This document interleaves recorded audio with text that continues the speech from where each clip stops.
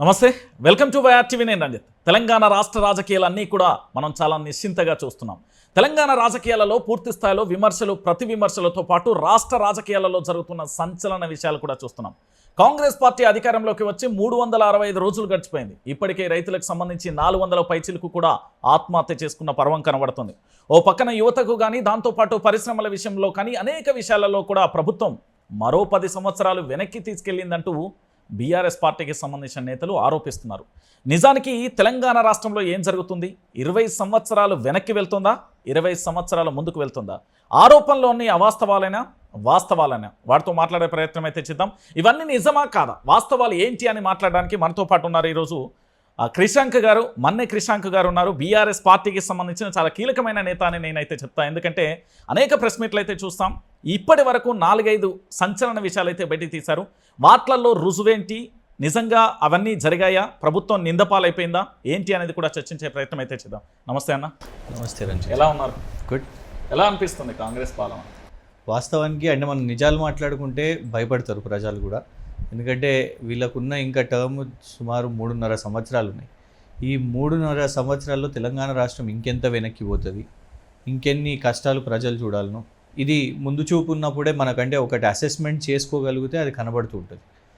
తెలంగాణ 10 సంవత్సరాలు రాష్ట్రం ఏర్పడ్డ తర్వాత ప్రభుత్వం తీసుకున్న స్కీమ్లు ఆదర్శవంతంగా ఉండే, కేంద్రం నుంచి సపోర్ట్ లేకపోయినా కూడా మనం సెల్ఫ్ సఫిషియెంట్గా ఉండే.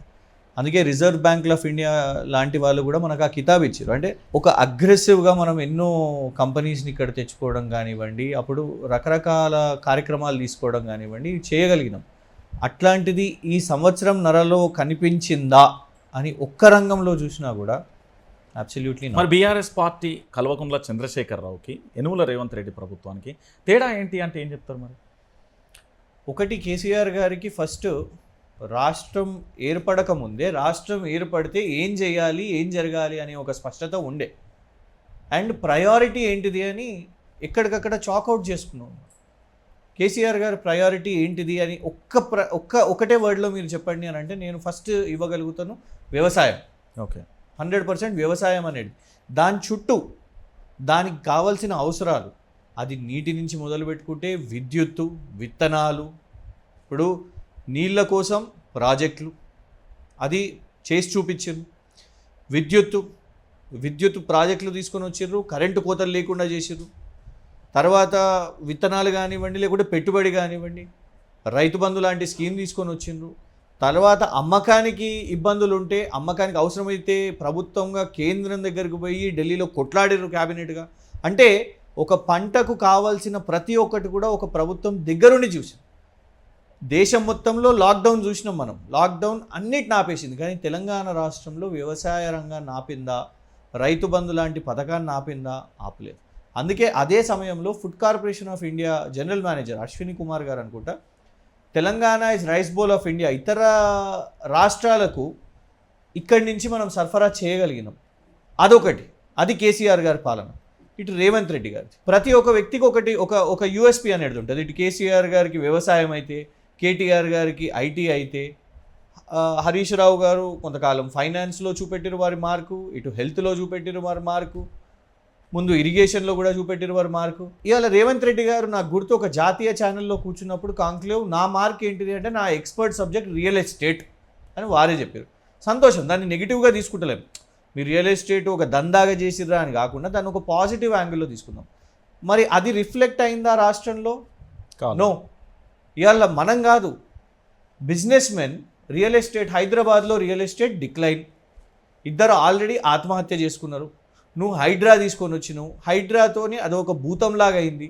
విలన్ అని మేము అంటలేము, ముఖ్యమంత్రి మీడియా ముందు కూర్చొని నన్ను విలన్ని చేస్తున్నారు మీరందరూ అని తన సహచర కాంగ్రెస్ మంత్రులనా లేకుంటే ఎమ్మెల్యేలని ఎవరిని ఉద్దేశించి అన్నారో, కానీ మీరందరూ మంచిగా అవుతున్నారు, నేను విలన్ అవుతున్నా అంటే ఒప్పుకోవడం ఏంటి? విలన్ అవుతున్నారు అనేది. ఇంకోటి, రియల్ ఎస్టేటే మనం ఎలాబరేట్గా ఆలోచిస్తే మీ నిర్ణయాల్లో యూటర్న్.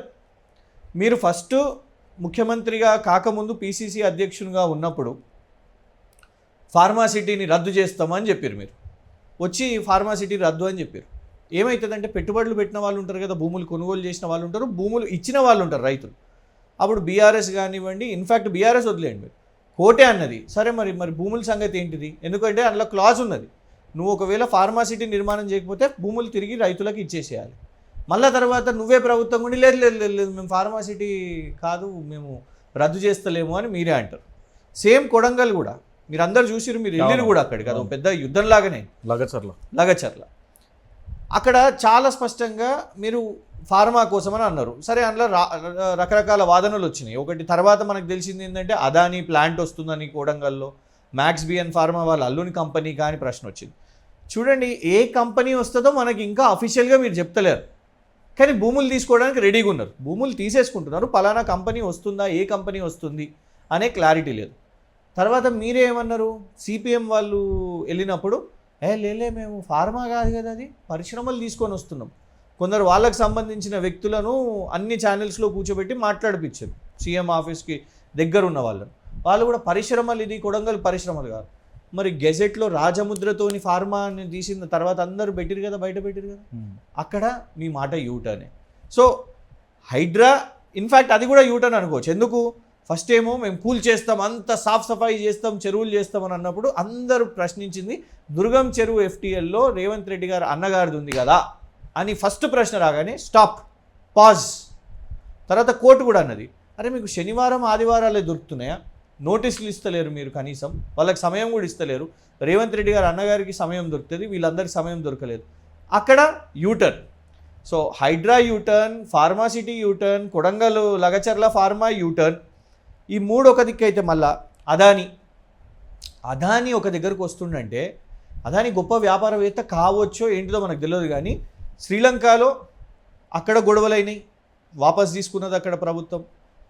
ఇన్ఫ్యాక్ట్ అమెరికాలో కూడా మొన్న కేసులు అయినాయి, ఎన్నో రాష్ట్రాలలో కూడా అదానితో ఇబ్బందులు ఉన్నాయి.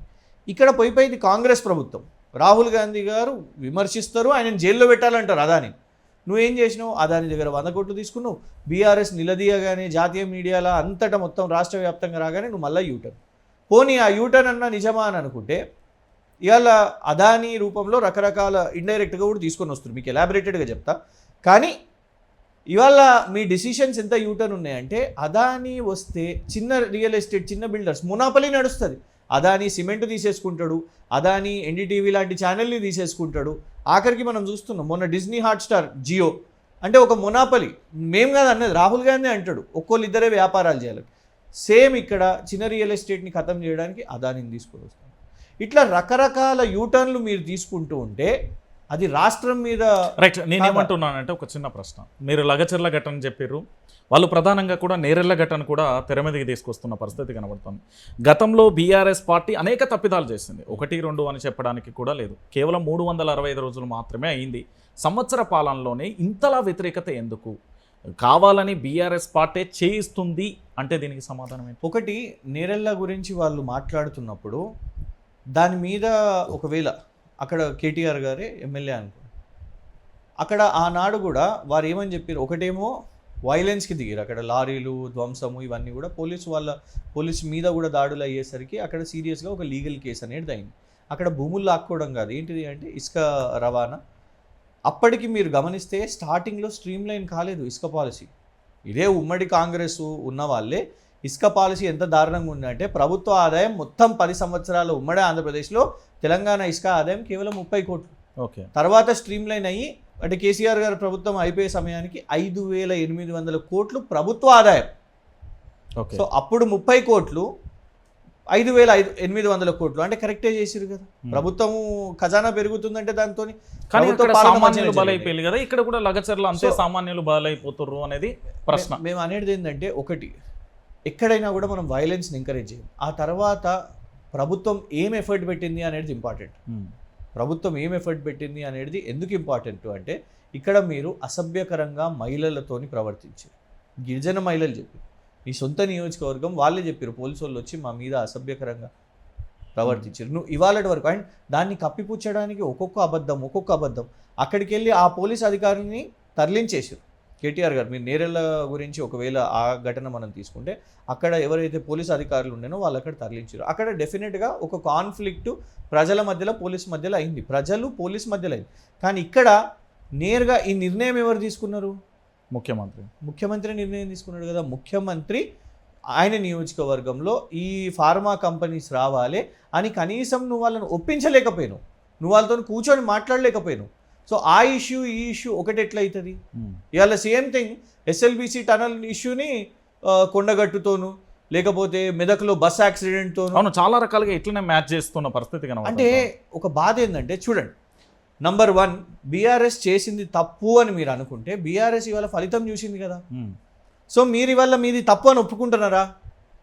నువ్వు ఒకవేళ బీఆర్ఎస్ దాంతో కంపేర్ చేస్తూ ఫస్ట్ అది తప్పు కాదు. ఎందుకు చెప్తానంటే అదొక ప్రమాదం. ఇది ప్రమాదం కాదు, ఇది మీ తప్పిదంతో జరిగింది. ఇది తప్పిదం. ఎందుకు అనంటే ఒక యాక్సిడెంట్ అయితే రంజిత్ గారు ఎవరికి తెలియదు, ఒక డ్రైవర్ నడుపుతూ ఉంటాడు, యాక్సిడెంట్ జరిగింది, ఓకే.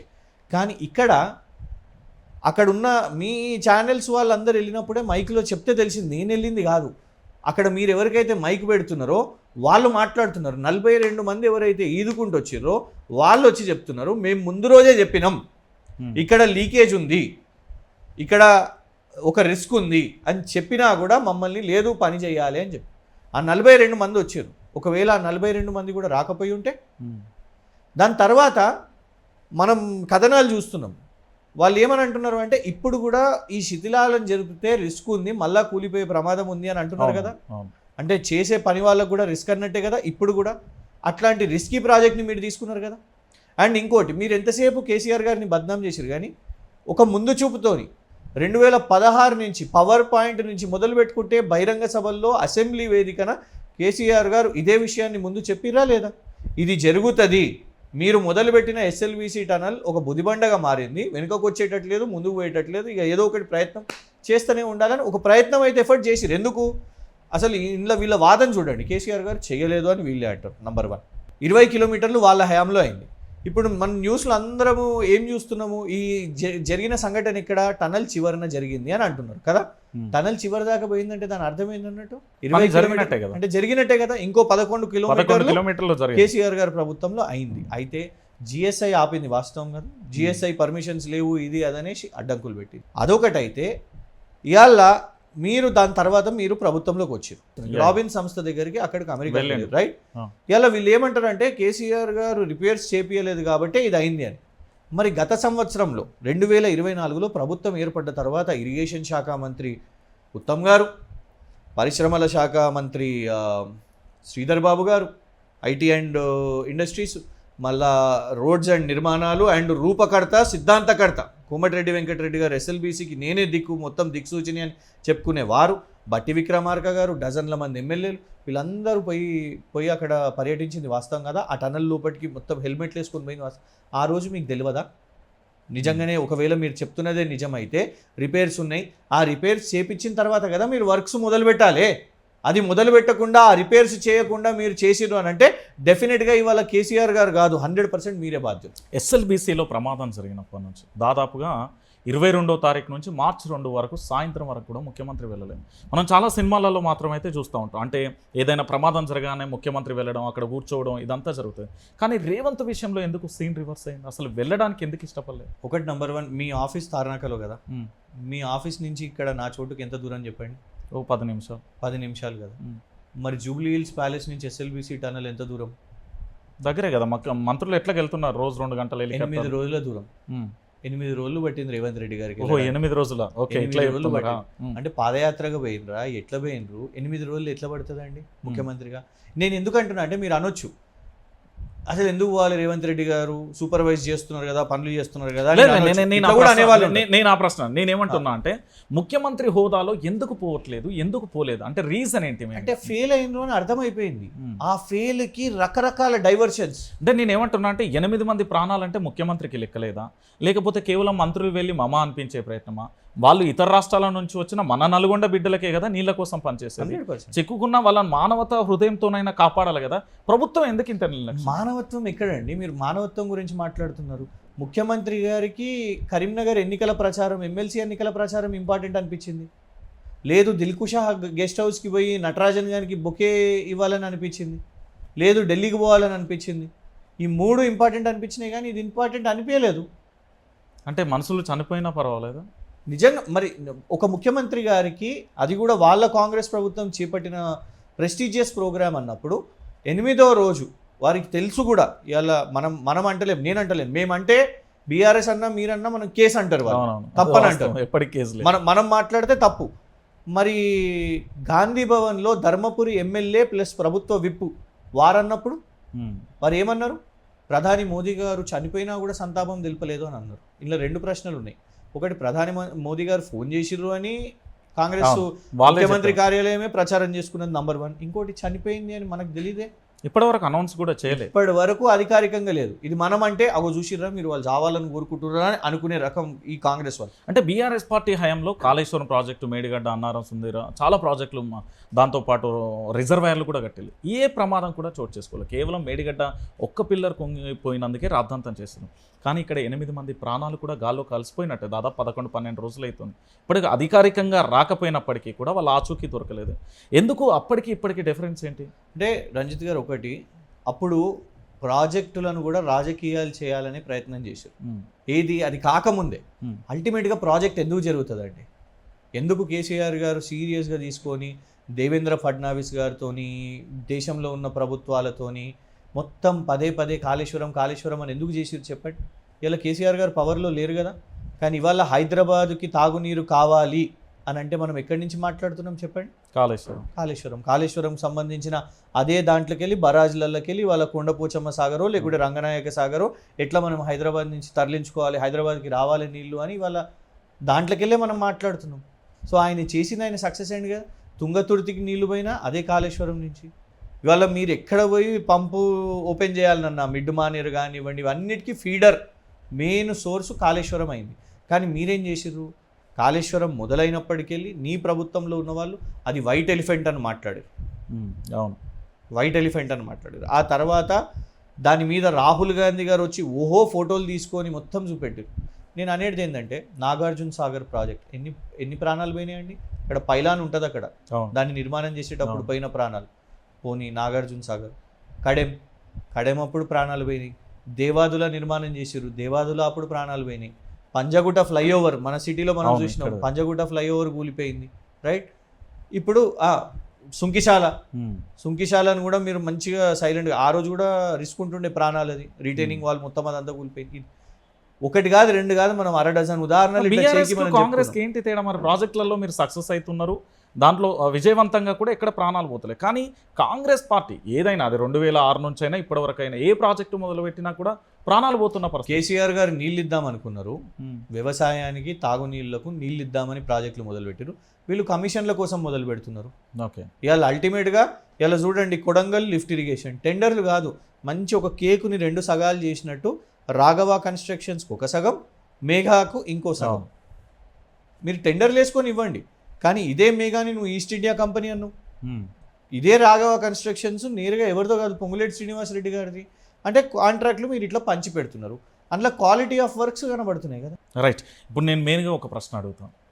మన్నె క్రిషాంక్ ఎందుకు ప్రభుత్వం మీద సోషల్ మీడియాలో కానీ లేదా ప్రెస్ మీట్లలో కానీ అవాక్కులు చెవాక్కులు కాకుండా నిజాలను ఎక్కడి నుంచి తీసుకొస్తున్నాడు?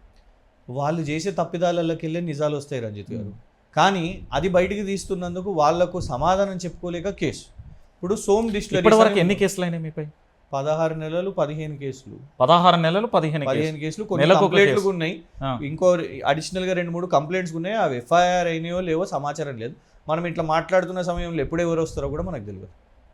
అభద్రతాభావం ఇక రోజు అదే ఉంటుంది. అభద్రతాభావం అనేది లేదు, కానీ వాళ్ళ మీద నమ్మకం లేదు. అంటే ఉద్యమం సమయం నుంచి ఇప్పటి వరకు కూడా ఇలాంటి అభద్రతా భావంతో ఉన్నారా ఎప్పుడైనా? అంటే చూడండి, ఒకటి, ఉద్యమం సమయంలో కాంగ్రెస్ ప్రభుత్వం ఎట్లుండేనో అప్పుడు మనం ధర్నాలు అవన్నీ కూడా చేస్తాం. ఇక్కడ ప్రశ్నించడానికి ఇక్కడ ఒక్కొక్కసారి రూపం మారుతూ ఉంటుంది. ఇప్పుడు నిజానికి సోషల్ మీడియా కానివ్వండి, లేకుంటే మనం డిబేట్స్, మనం రేస్ చేస్తున్న పాయింట్స్కి కేసులు పెట్టడం ఏంటిది? అండ్ ఇంకోటి, ప్రతి ఒక్క దానికి కూడా మీరు ఏదన్నా ఇప్పటి వరకు తీసిన ప్రతి ఒక్క దానికి క్వశ్చన్ అడగండి, నేను డెఫినెట్గా మీకు డాక్యుమెంటేషన్తో సహా చెప్తాను.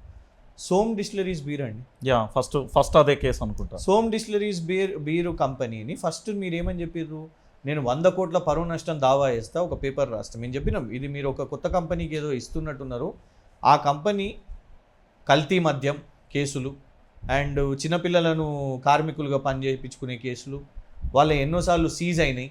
ఇవన్నీ కూడా ఉన్నది ఆ కంపెనీ మీద అని చెప్తే నేను 100 కోట్ల పరువు నష్టం దావా వేస్తా అని చెప్పి మేము stock exchange national stock exchange document ముంగడ పెట్టినాం, ఇగో ఈ కంపెనీ పలానాది రాసింది అని. మీరేం చేసారు, మధ్యప్రదేశ్లో తీసుకుపోయి కేసేసారు. అల్టిమేట్గా మీరు దానికి వెనక్కి కూడా తీసుకున్నారు.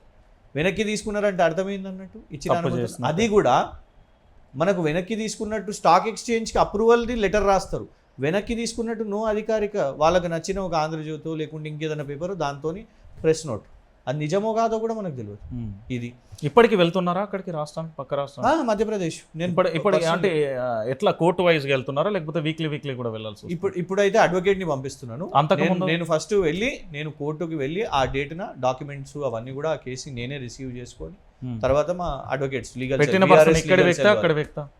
అక్కడ వ్యక్తి అంటే వీళ్ళే పెట్టి ఇక్కడికి వెళ్ళి మన అడ్వకేట్స్ వెళ్ళిండ్రు. బీఆర్ఎస్ లీగల్ సెల్ అడ్వకేట్స్ ఇక్కడికి వెళ్ళి అక్కడికి వెళ్ళిండ్రు. అక్కడ అడ్వకేట్స్ని అపాయింట్ చేశారు. ప్లస్ రెగ్యులర్గా కూడా దాన్ని కాన్స్టెంట్గా చూసుకుంటున్నారు. ఇదేంటిది రంజిత్ గారు మీరు భలే ఉన్నారు, సింగపూర్ కంపెనీతో కూడా కేసు పెట్టించారు. అక్కడ కూడా మెయిన్ హార్ట్ అనే సంస్థ. అవును, మేమేం అడిగినామంటే ఒక ముఖ్యమంత్రి, ఇది విచిత్రం చూడండి మీరు, ఒక ముఖ్యమంత్రి ఒక కంపెనీ ఓనర్తోని దుబాయ్కి వెళ్తాడు. మీరు ఆ ఫోటో మీకు అందరు గుర్తుండొచ్చు, రాష్ట్ర ప్రజలకు. ఒక ఇట్లా ముఠా మేస్త్రీలకి ఇట్లా షర్టును కడతాడు. అది చిరంజీవి గారికి సెట్ అవుతుంది కావచ్చు, ముఖ్యమంత్రి రేవంత్ రెడ్డి గారికి ఎందుకు సెట్ అవుతుంది? కరెక్ట్ కాదు కదా. అట్లా నువ్వు ఒక చీఫ్ మినిస్టర్గా ఉన్నప్పుడు, నువ్వు ప్రపంచ స్థాయి దేశానికి పోయినప్పుడు నువ్వు ఒక డెకోరం మెయింటైన్ చేయాలి. సరే, అది నీ స్టైల్లో ఏదో కావచ్చు, కానీ నువ్వు వెళ్ళిన వ్యక్తి ఎవరు? ఒమర్ షెహజాద్. ఒమర్ షెహజాద్ పాకిస్తాన్లో ఆయన మీద రెడ్ కార్నర్ నోటీస్ ఉంది, 3,000 కోట్ల కుంభకోణం. సేమ్ రావి నది దగ్గర కూడా వీళ్ళు ఇదే ఫ్లాప్ షో చేసిరు. రావి నది విషయం మీద కూడా వీళ్ళ కేసు అయింది. ఇక్కడ మూసీ నది నువ్వు వాళ్ళకి అప్పచెప్తాను. జనరల్లీ మనకి ఇక్కడ ఒక కంపెనీతో వ్యాపారం అంటే ఏంది, ఒక ప్రభుత్వం ఎట్లా చేస్తుంది, డైరెక్ట్గా ముఖ్యమంత్రి తిరుగుతాడా అండి, కలిసి తిరుగుతాడా ఆయన? కానీ ఇక్కడ ఏంటంటే వారితో పాటు దుబాయ్కి వెళ్తారు, మళ్ళీ సింగపూర్లో మొన్న కలవడానికి వెళ్ళారు, అండ్ ఇక్కడ ముఖ్యమంత్రి కార్యాలయంలో కూర్చొని నేను ఈ కంపెనీకి ఇచ్చేస్తున్నాను అంటాడు. ఓకే, ఇది మేము ప్రశ్నించినాం. ప్రశ్నిస్తే మీరు నమ్మరు, గంట సేపు ముఖ్యమంత్రి ఆయన కార్యాలయం ఆ డైరెక్టర్గా ఒక వ్యక్తిని వీళ్ళు పవర్ పాయింట్ ప్రెజెంటేషన్ ఇస్తారు. ఈ కంపెనీ ఇంత మంచిది, ఈ కంపెనీ అంత మంచిది, నువ్వెందుకు వాకాలతో పుచ్చుకోవాలి? మేము అడిగింది ఏంటంటే అసలు నీ దగ్గర డిపిఆర్ ఉందా? మూసీకి డిపిఆర్ లేకుండానే ఇల్లు కూల్చేసిండా లేదా? మీరు చూపెట్టారు కదా మీ ఛానల్లో, చిన్నపిల్లలు వాళ్ళు ఇటుకలు ఇవన్నీ పెట్టుకోవడం చూపెట్టారు. డిపిఆర్ లేని నువ్వు ఎట్లా కూల్చుతావు? కూల్చడం ఎట్లా మొదలు పెడతావు? ఇవాళ రియల్ ఎస్టేట్ ఎందుకు పడిపోతుంది ఇట్లాంటి యూటర్న్స్తోనే? ఇది ప్రశ్నించగానే ఇవాళ ప్రాజెక్ట్ సైలెంట్ అయిపోయింది. 150,000 కోట్ల ఫిగర్ ఎవరు చెప్పారు చెప్పండి? మీరు చెప్పిరా, నేను చెప్పిరా? ముఖ్యమంత్రి గారు నోటి నుంచి వచ్చింది 150,000 కోట్లు. మళ్ళీ తర్వాత ఎవడు చెప్పిండు 150,000 కోట్లు? నేను చెప్పలే. ఢిల్లీ నుంచి చిట్ చాట్ చేసి అదానీకి ఓల్డ్ సిటీ బిల్స్ అప్పచెప్తున్నామని అంటారు. ఉప ముఖ్యమంత్రి గారు అసెంబ్లీలో నిలబడి ఎవరు చెప్పారు మీకు? మీడియా వాళ్ళు రాసిర్రు, మేము చెప్పినామా? ఈ క్రెడిబిలిటీ ఉంటుందా అండి? ఇవాళ మీడియా వాళ్ళే పెన్ను పట్టుకొని ఈ స్టేట్మెంట్ ఇవాళ నిలబడి ఉంటుందా, రేపు మార్చేస్తారా, యూటర్న్ చేస్తారా అనే ఆలోచనకు వచ్చిన పరిస్థితి ఇవాళ. సో వీటిని మేము ప్రశ్నిస్తున్నాం. అంటే మొత్తం ఇప్పటివరకు ఎన్ని విషయాలు బయటికి తీసుకొచ్చారు? లిస్ట్ మీరే కౌంట్ చేసుకుంటూ ఉండండి. టికెట్ స్కామ్ విషయం మీద మేము ఆర్టీఐలు వేస్తే కూడా మీరు ఆ టిమ్స్ అనే మెషిన్స్ ఏదైతే ఉన్నాయో దాన్ని ఈ కంపెనీకి ఎట్లా ఇచ్చిండ్రు? 2 రోజుల్లోనంట దేశం మొత్తం అధికారులు పర్యటించి 2 రోజుల్లోనంట ఆ టైం ఫ్రేమ్, ఆ పలానా 3 రోజులు మేము టెండర్ చేసినాం, ఎవరు రాలేదు, అందుకే మేము 2 రోజులు అధికారులను పంపించినాం, దేశం మొత్తం పంపించినాం, ఈ పలానా కంపెనీని మేము చూస్ చేసుకొని వాళ్ళకి ఇచ్చినామని చెప్పి. ఓకే, అయితే మేము డీటెయిల్స్ అడిగినాం, ఏ అధికారి ఏ కంపెనీకి వెళ్ళిండు, ఏ అధికారి ఏ రాష్ట్రానికి వెళ్ళిండు, ఇవన్నీ కూడా. ఎందుకంటే అధికారి పోతే బిల్స్ రూపాయి బిల్లు రాష్ట్ర ప్రభుత్వానికి పడుతుంది కదా. వాళ్ళు ముంబైకి పోయి స్టడీ చేసినా ఇక్కడ రిపోర్ట్ ఇవ్వాలి, వాళ్ళు ట్రాన్స్పోర్టేషన్ కానివ్వండి ఇవన్నీ. సో కర్ణాటక, ముంబై, ఢిల్లీ, కొన్ని రాష్ట్రాలని చెప్పారు. ఇవి డీటెయిల్స్ ఏంటంటే కథం గోల్. మీరు ఆర్టీఐ వేసినాం, ఓకే, ఇప్పటి వరకు రిప్లై లేదు. ఓకే, ఇది అది ఏమైపోయింది? అంతటితో క్లోజ్ అయిపోయిందా? ప్రభుత్వం దాని మీద ఏమైనా చర్యలు తీసుకున్నా? ఏం చర్యలు తీసుకునేటట్టు మనకు డజన్ల ఇష్యూలు ఉన్నాయి కాబట్టి మనం ఒకటే ఇష్యూని పట్టుకొని లేకపోతున్నాం. ఎందుకంటే ఏమైపోతుందంటే రోజుకు ఒక ఇష్యూ వస్తుంది. ఇసుక గురించి వచ్చిందండి, ఇసుక దాంట్లో ఇవాళ ఇప్పుడు గత ప్రభుత్వం నెక్స్ట్ దాని తర్వాత వేసినది ఇసుక అంటే నాకు ఆర్డర్ గుర్తులేదు, ఎందుకంటే మల్టిపుల్ ఇవన్నీ ఉన్నాయి కాబట్టి. ఇసుక విషయం మీద నేను ఎందుకు ఇది పర్టికులర్గా అడుగుతున్నా అంటే బీఆర్ఎస్ పార్టీ మొత్తంలో ఓవరాల్గా అనేక స్కాములు కాంగ్రెస్ బయట తీసిన వ్యక్తి. ఐ థింక్ దావోస్ది కూడా తీసినాం మనం. ఫస్ట్ గోధి ఇండియా అనే సంస్థతో చేశారు. అవును. గోధి ఇండియా సంస్థ యాన్యువల్ స్టేట్మెంట్లో కేవలం లాభ నష్టాలు ఆ కంపెనీకి 27 లక్షలు మాత్రమే. వాళ్ళు 8,000 కోట్లు పెడతారంటే ఎట్లా నమ్ముతాం చెప్పండి? ఓకే. పెట్టిరా ఇవాళ వరకు 8,000 కోట్లు లెక్క చూపెట్టండి. లేదు. స్వచ్ఛ బయో అనే సంస్థ ముఖ్యమంత్రి గారు అమెరికా దాకా పోయి 2 నెలల ముందు పుట్టిన ఒక సంస్థతోని ఒప్పందం చేసుకుంటారు, 1000 కోట్లు పెడుతుందని అంటారు. దీనికంటే పెద్ద స్కామింగ్ ఏది ఉండదు. ఎందుకంటే ఆ కంపెనీ ఎవరిది అని చూస్తే సొంత తమ్ముడు యనమల జగదీష్ రెడ్డి. ఇలా మల్టిపుల్ ప్రశ్నలు వస్తాయండి. ఒకటి, అన్నం అయ్యుండి నువ్వు ముఖ్యమంత్రి అయ్యుండి నీ కార్యాలయాన్ని ఉపయోగించుకుంటూ నువ్వు సొంత తమ్ముతో వ్యాపారం ఎట్లా చేస్తావు? నంబర్ 1. నంబర్ 2, మీ తమ్మునికి 1000 కోట్లు ఎట్లా వచ్చినాయి? ఎడికెళ్ళి అంతా ఏం సంపాదించుకున్నారు మీరు ఆ 1000 కోట్లు? ఇవన్నీ క్వశ్చన్స్ వస్తాయి కదా. మీరు అక్కడికి వెళ్ళి ఇక్కడ ఇదేమన్నా హవాలానా, మనీ లాండరింగా, ఇవన్నీ ప్రశ్నలు అడిగినాం. No question. తర్వాత ఇంకొకటి, దాని మీద ఏమన్నా ఎఫ్ఐఆర్ అయిందా మళ్ళీ? ఎందుకంటే మీరు ప్రశ్నిస్తూనే కేసు అవుతుంది కదా. దాని మీద చేయలేదు. దాని మీద టికెట్ల దాని మీద ఏమన్నా అయిందా? టికెట్స్ దాని మీద అయినట్టుండండి. మొత్తం ఏదో 16 కేసులు లిస్ట్ ఉన్నది. సో మళ్ళా వాల్ష్ కర్రా అనే సంస్థ అదొక 839 కోట్లు. ఎవరి వాల్ష్ కర్రా అని చూస్తే వాళ్ళ కంపెనీలో 2 ఎంప్లాయీస్, ఒకడు వాల్ష్ ఒకడు కర్రా, అంతే. ఇద్దరే ఎంప్లాయీస్. కర్రా మళ్ళీ ఇంకెక్కడనో ఎంప్లాయీ. ఈ వాల్ష్ అనేట ఆయన ఎవరు అని చూస్తే పాపం ఆయన ట్విట్టర్లో నా కాఫీ మెషిన్ ఖరాబ్ అయింది, నా కాఫీ మెషిన్ వాపస్ తీసుకోండి మీరు. నువ్వు 839 కోట్లు పెడతావా నాయన? ఎవరు మీరందరూ ఎవరితో వ్యాపారం చేస్తున్నాడు అంటే ఇక్కడ ఏంది బోగస్ కంపెనీలు ఏంది ఇదంతా అనేది. ఇది డావోస్ ట్రిప్లో. మొన్న డావోస్ ట్రిప్ క్వశ్చన్ చేద్దాం అనుకుంటే 20 కంపెనీలకెళ్ళి 19 కంపెనీలు మన గచ్చిబౌలి కంపెనీలే. ఇక్కడ నేను జూబ్లీ హిల్స్ ప్యాలెస్లో కూర్చొని ఒప్పందాలు చేసుకోవచ్చు. దీనికోసం డావోస్ దాకా పోవడెందుకు? ఒక అమెజాన్ వాళ్ళ తప్ప, అది కూడా ఎక్స్పాన్షన్ అంటే ఏంటిది? ఉన్న కంపెనీకి మేము ఇంకెక్కువ విస్తరణ, అంతే. దానికి నువ్వు అక్కడి దాకా పోవడం వేస్ట్ కదా. కానీ డావోస్కి పోయినా నేను 20 కంపెనీలు చేసిన, నాకు బొకేలు తీసుకొని రండి. వారి మనస్తత్వం కూడా చూడండి, అందరికీ తెలుసండి. ముఖ్యమంత్రి గారు మొత్తం బ్లాక్ కింది టాప్ నుంచి కింది దాకా ఎందుకు వేసుకొని వచ్చారు? కాంగ్రెస్ నాయకులు అందరు తెల్ల బట్టలు వేసుకుంటారు. ఇలా నేను కలిసిపోవద్దు. అందుకే నన్ను గుర్తుపట్టాలంటే నేను బ్లాక్ వేసుకోవాలి. నన్ను గుర్తుపట్టాలంటే నాకు ఒక స్పెషల్ కుర్చీ ఉండాలి, నా కుర్చీ కొంచెం పెద్దగా ఉండాలి, మహారాజాలాగా ఉండాలి. ఆ రేంజ్లో గిట్లాంటి ఆలోచన పెట్టుకున్న వ్యక్తి ఇక వారు ప్రజాస్వామ్యం అంటారు. వారి కేసులు అందుకే లిస్ట్ ఆఫ్ కేసెస్ అండి. ఇవాళ ఇప్పుడు మొన్న తీసినాను లేటెస్ట్. విదేశీ పర్యటనకు ముఖ్యమంత్రి నిజంగా పెట్టుబడుల కోసం వెళ్తున్నారా? ఇక్కడ మీరు ఆరోపించినట్టుగా కేటీఆర్ గారు కానీ ఇతరత్ర నేతలు బీఆర్ఎస్ పార్టీకి సంబంధించి ఇక్కడి ధనాన్ని మొత్తం ఢిల్లీకి తరలించడంతో పాటు ఇక్కడి మూలాలను పూర్తిగా అంటే డబ్బును అక్కడికి తరలించి దాన్ని వైట్ చేస్తున్నారు. మాకున్న సమాచారం డెఫినెట్గా వారు ఆస్తులు సంపాదించుకోవడానికి మనీ లాండరింగ్ కోసం 100% చేస్తున్నారు. అండ్ వారి తమ్ముడు విషయం మీద కూడా మాకు చాలా సమాచారాలు ఉన్నాయి.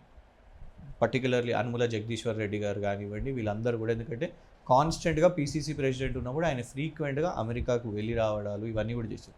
ఇప్పుడు కేటీఆర్ గారు వెళ్ళడాన్ని తప్పుపట్టారు. కానీ కేటీఆర్ గారు వెళ్ళిన ప్రతిసారి ఉపాధి వచ్చింది, మనకు ఇన్వెస్ట్మెంట్స్ వచ్చినాయి, మనకు కంపెనీస్ వచ్చినాయి, అండ్ ఓపెన్గా ఇన్విటేషన్స్ అవన్నీ కూడా వచ్చినాయి. కానీ అప్పుడు వీళ్ళు తప్పుపట్టారు. కానీ ఇవాళ మీరు ఒకటి గమనించండి, వీళ్ళు అధికారంలో ఉండడమే కాకుండా ఉండకం కంటే ముందు కూడా వీళ్ళు ఫ్రీక్వెంట్గా పర్యటనలు చేశారు. ఇవాళ ఆ కంపెనీస్తో మాకు ఆ లింక్స్ టైఅప్స్ కనబడుతున్నాయి. ఇదే నేను మీకు చెప్పిన ఒక కంపెనీ స్వచ్ఛ బయో అనే కంపెనీ, అందులో ఉన్న హర్ష ఎవరితోనైతే రేవంత్ రెడ్డి గారు MOU చేసుకున్నాడో, ఈ హర్ష అనేతోని ఇంకొక డైరెక్టర్ ఉన్నాడు ఫనీ. ఓకే. ఈ ఫనీ మొన్న ప్రధాన ఛానల్స్లో వచ్చినాయి, TV9లో వచ్చింది. ఫనీ ఒక మైనర్ అమ్మాయిని లైంగికంగా సెక్షువల్లీ అసాల్ట్ చేసిండు అనే దాంట్లో అయింది.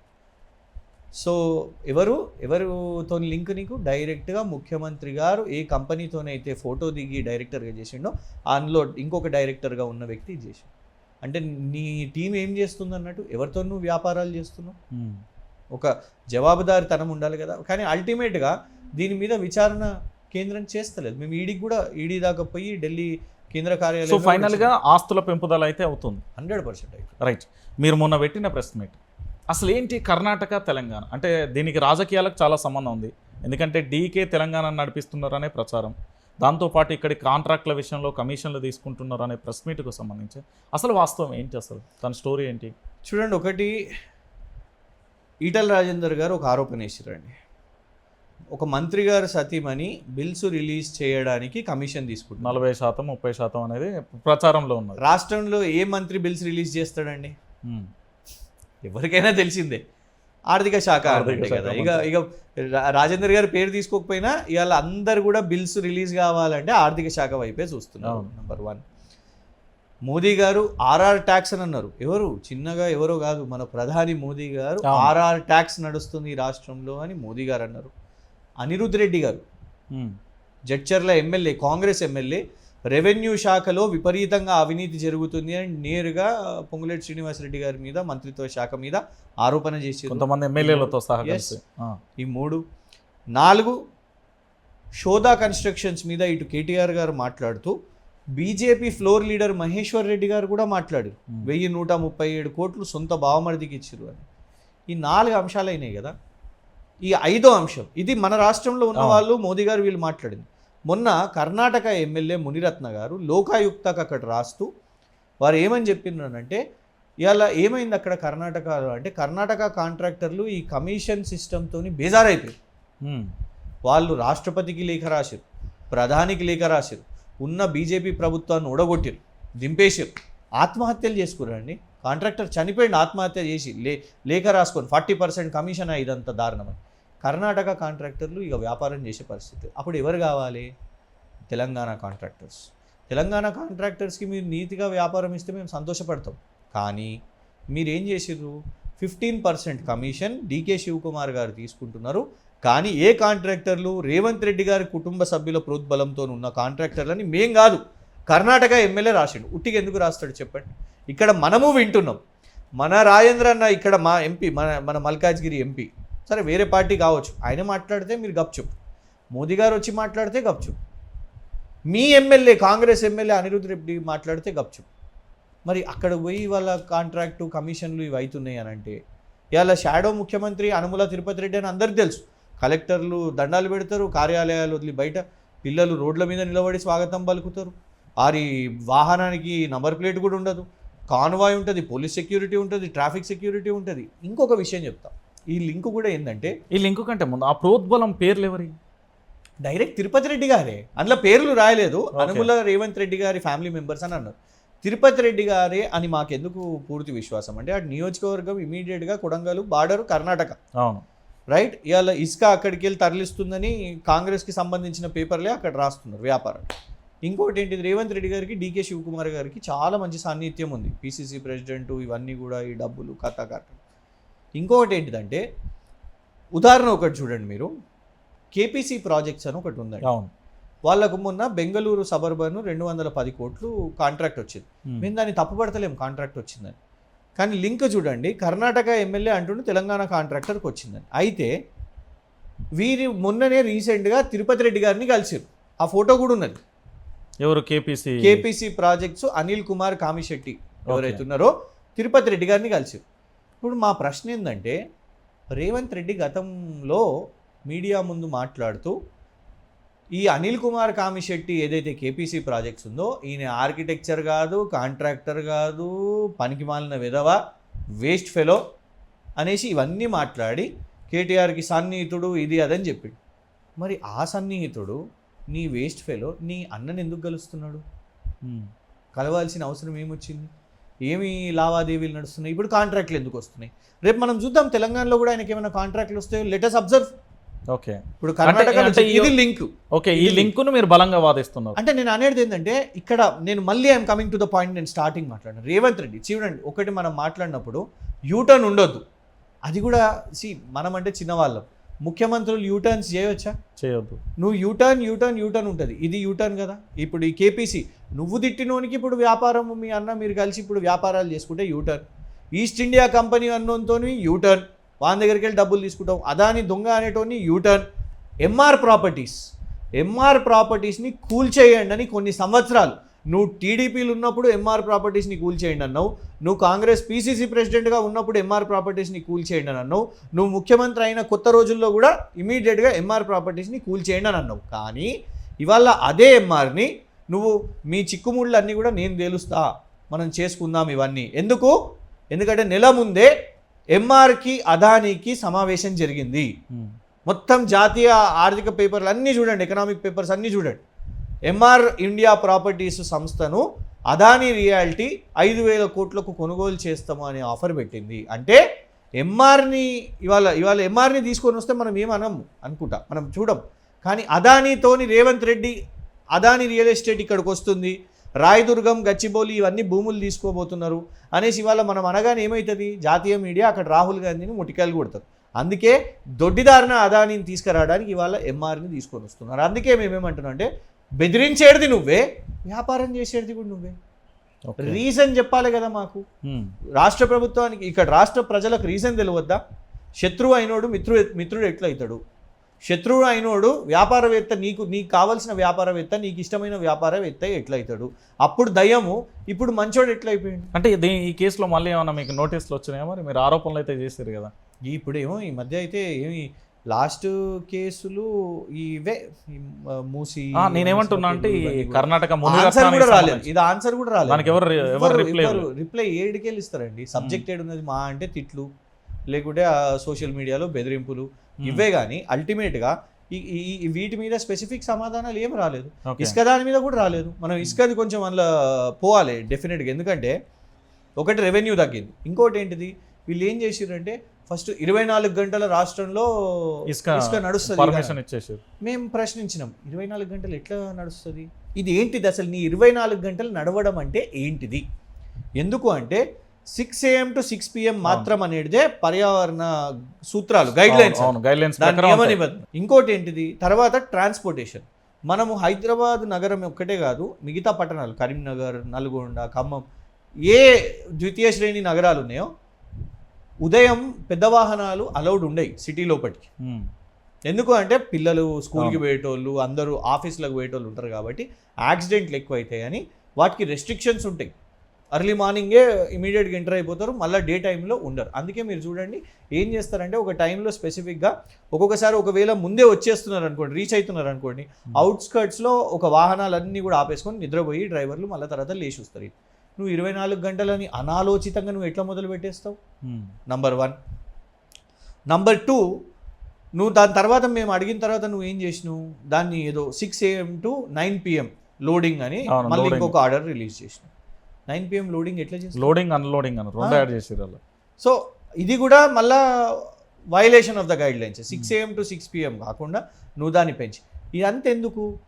ఇవాళ ఏం పెట్టిండు టార్గెట్? 800 కోట్లకి. ఈ 800 కోట్లు సునాయాసంగా కేసీఆర్ గారి ప్రభుత్వం రీచ్ అయింది కదా. ఇంకా ఆ టైంలో నీళ్ళు ఎక్కువ ఉంటుండే. నువ్వన్నా ఇవల్ల నీళ్లను పక్కన జరిపేసి మరీ నువ్వు ఇసుకను తవ్వుతున్నావు. ఆదాయం ఎటుపోతున్నది? ఇంకొకటి ఎంపానెల్మెంట్ అని ఒక చాలా పెద్ద లేటెస్ట్ది, ఇది ప్రెస్ మీట్ కూడా పెట్టలేను నేను. ఇంకా యాక్చువల్లీ ఏం ఎంబడబడాలి వీళ్ళకి ఊకే అనేసి స్కోప్ ఇచ్చినా మీకు చెప్తున్నా. ఇంకొకటి తెచ్చిండు ఇప్పుడు, మొన్న టెండర్లు ఇచ్చిండు, ఎంపానెల్మెంట్ ఆఫ్ లారీస్. అంటే ఏంటిదంటే ఒక ఏజెన్సీ మీరు కాంట్రాక్ట్ వేసుకుంటే మొత్తం అదే లారీ సంస్థకు వాళ్ళకే ఇసుక, ఇక అంతే, ఇక మొత్తం ఇక ఇసుక ట్రాన్స్పోర్టేషన్ రవాణా వాళ్ళకే. దాని రెస్ట్రిక్షన్ ఏం పెట్టారు తెలుసా అండి? ఎవరైతే ఆ టెండర్లలో పాల్గొనాలనో ఆ కంపెనీకి మినిమం 3 సంవత్సరాలు ప్రతి సంవత్సరం 5 కోట్ల టర్నోవర్ ఉండాలి. అంటే చిన్న లారీలకి 5 కోట్ల టర్నోవర్ ఉంటుందా? అసలు అసాధ్యం అది. అంటే ఎవరి చేతిలో అప్పచెప్తున్నాడు చెప్పండి? పెద్ద కంపెనీల చేతిలో అప్పచెప్పేస్తున్నాడు. మొత్తం తెలంగాణ ట్రాన్స్పోర్టేషన్ని అట్లా లావాదేవీలు ఉన్న కంపెనీలకు అప్పచెప్దామనే ప్రయత్నం చేస్తున్నాడు. చిన్న లారీలను ఇబ్బంది, ఇటు ఆటో డ్రైవర్లను ఇబ్బంది పెడుతుంది నువ్వు, ఇప్పుడు ఈ లారీ డ్రైవర్లను కూడా ఇబ్బందులు పెడుతుంది. సో ఇన్ని అంశాలు మనకు రోజువారీన వాళ్ళు చేస్తున్న పాలసీస్లో మిస్టేక్స్ కనబడుతున్నాయి. అంటే ఈ పాలసీ మీరన్నట్టుగా తెలంగాణ రాష్ట్ర వ్యాప్తంగా 4 కోట్ల మంది ప్రజలు ఉన్నారండి. ఒక్క క్రిషాంకే లేడు కదా, చాలామంది కూడా ప్రశ్నిస్తున్నారు. ఇప్పుడు మేడిగడ్డ విషయంలో చూసుకుందాం, అక్కడ పిల్లర్ ఆల్రెడీ కుంగింది అని తెలుసు, దాన్ని మరమ్మతులు చేయాల్సింది పక్కనేటి, అక్కడ కూడా ఇసుక తీస్తున్నారు కదా. మరి ఈ విషయంలో ప్రభుత్వం ఇంత తప్పు చేస్తుంటే అధికారులు ఏం చేస్తున్నట్టు? అధికారులు మరి ఒకటి గతంలో ఎంత ప్రజాస్వామ్యం ఉండే అంటే వాస్తవానికి మనం చూసినాం. ఇక భూపాలపల్లి కలెక్టర్ ఉండే మురళీ గారు కదా, ఒకసారి బీఫ్ తినండి అని చెప్పారు. బీఫ్ తినండి అని చెప్పగానే బీజేపీ వాళ్ళందరూ పొట్టుని ఎక్కారు. ప్రభుత్వంలో ఉన్న వాళ్ళు ఏం చేసారు? ఏం దాని మీద పెద్దగా రెస్పాండ్ కాలేదు. తర్వాత పోస్టింగ్స్, జనరల్ పోస్టింగ్స్ ఇవన్నీ కూడా అవుతూ ఉంటాయి కదా. అయిన క్రమంలో ఆయన ఇష్టం వచ్చినట్టు పదవిలో ఉండి కూడా ప్రభుత్వానికి అగెన్స్ట్గా మాట్లాడు. ఎందుకు? నిజంగా డెమోక్రసీ లేకుండే అని అంటామా? పోనీ ఆర్ఎస్ ప్రవీణ్ గారు సెక్రటరీ ఫర్ సోషల్ వెల్ఫేర్ ఉన్నప్పుడు రకరకాల కొందరు వ్యక్తులు, కాంట్రాక్టర్స్ అనో వాళ్ళు వీళ్ళు బాగా ఒత్తిడి పెట్టి వారిని తొలగించాలి అని అన్నారు. ప్రభుత్వం ఎవరి పక్షాన్ని నిలబడ్డది? ఆర్ఎస్ ప్రవీణ్ గారి పక్షాన్ని నిలబడ్డది. ఇట్లా ఎన్నో అంశాలు కూడా ఉన్నాయి. ఎందుకు?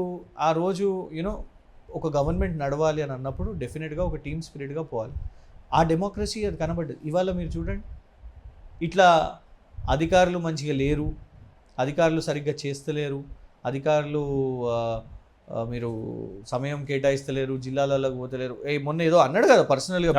మొన్న ఇంకొక సర్వే కూడా వచ్చింది జేడి లక్ష్మీనారాయణకి సంబంధించి, తెలంగాణలో అవినీతి భారీగా నడుస్తుంది, ఫైల్ కదలాలంటే డబ్బులు అంటూ వారు నేరుగా స్టేట్మెంట్ ఇచ్చేసి అందరూ మాట్లాడుతున్నారండి. ఒకటి కరెక్ట్ అన్నారు మీరు రంజిత్ గారు. నా టైంలో 60 కోట్లు రిలీజ్ చేసినాను. ఇసుక కార్పొరేషన్ ఉన్నప్పుడు 60 కోట్లు రిలీజ్ చేసినాను నేరుగా. అంటే అప్పుడు డిలే ఉండే, కాంట్రాక్టర్స్ వీళ్ళందరూ కూడా పాపము వాళ్ళకు బిల్స్ రావాలి అనేసి అన్నప్పుడు రామకృష్ణారావు గారిని వాళ్ళు రిలీజ్ చేయాలి. మా ఎండి గారు కాన్స్టెంట్గా అడుగుతుండే. కేటీఆర్ గారు ఒకరోజు ప్రగతి భవన్లో ఉన్నప్పుడు ఎవరైనా బిల్స్ పెండింగ్ ఉన్నాయంటే మా మైనింగ్ కార్పొరేషన్ ఉంది అని చెప్పిన. ఇమీడియట్గా చెక్ రిలీజ్ అయిందండి. నేరుగా చెక్కును మనం కూడా చూడలే, మా ఎండి గారికి పోయింది. ఆల్ కాంట్రాక్టర్స్ తెలంగాణకి ఎంతెంత ఇవ్వాలనో ఇచ్చి ఒక్క కాంట్రాక్టర్ని కలిసిన దాఖలా లేదు. నేను ఛాలెంజ్ చేస్తున్నాను రంజిత్ గారు. నన్ను ఇవాళ చిన్నగా సోషల్ మీడియా కేసులలో వీటిలో ఎందుకు వేస్తున్నారు అంటే మనం ఏం అవినీతి చేయలేదు కాబట్టి. నేను ఛాలెంజ్ చేస్తున్నా, ఇవాళ వాళ్ళది ఎందుకు టాక్ ఇట్లా అయింది అని అంటే మొత్తం లారీ డ్రైవర్ల నుంచి మొదలు పెట్టుకుంటే, అంటే ఒక వింగు గురించి చెప్తున్నాను. డైరెక్ట్గా ఆంధ్రజ్యోతి పత్రికలోనే వచ్చిందండి, కార్పొరేషన్ చైర్మన్ కమిషన్ అడుగుతున్నాడు. మంత్రి గారి సతీమణి మీద ఆరోపణ వస్తుంది, కార్పొరేషన్ చైర్మన్ మీద వస్తుంది. మొన్న బీసీ కమిషన్లో ఒక ఎంప్లాయీ అరెస్ట్ అయిండు డబ్బులతోని, ఎస్సీ కార్పొరేషన్లో అరెస్ట్ అయిండు, తెలంగాణ కాంగ్రెస్ ఇన్ఛార్జ్ మీద ఆరోపణ వస్తున్నది. ఇన్ని వస్తున్నాయి అంటే ఓపెన్గా ఎంత అవినీతి అయిపోయింది చెప్పండి. మా బాధ ఏంటంటే ఆ టైంలో మాకు ఒకటండి గజ భయం. కేసీఆర్ గారు అంటే భయం, కేటీఆర్ గారు అంటే భయం. రాజకీయ ఎదుగుదల కోసం మాకు ఈ పదవి ఇచ్చి డెఫినెట్గా నిలబెట్టుకోవాలని ఒక్క పైసా ఏ కాంట్రాక్టర్ నుంచి కూడా మేము ముట్టలేదు, అంత పెద్ద కార్పొరేషన్లో కూడా.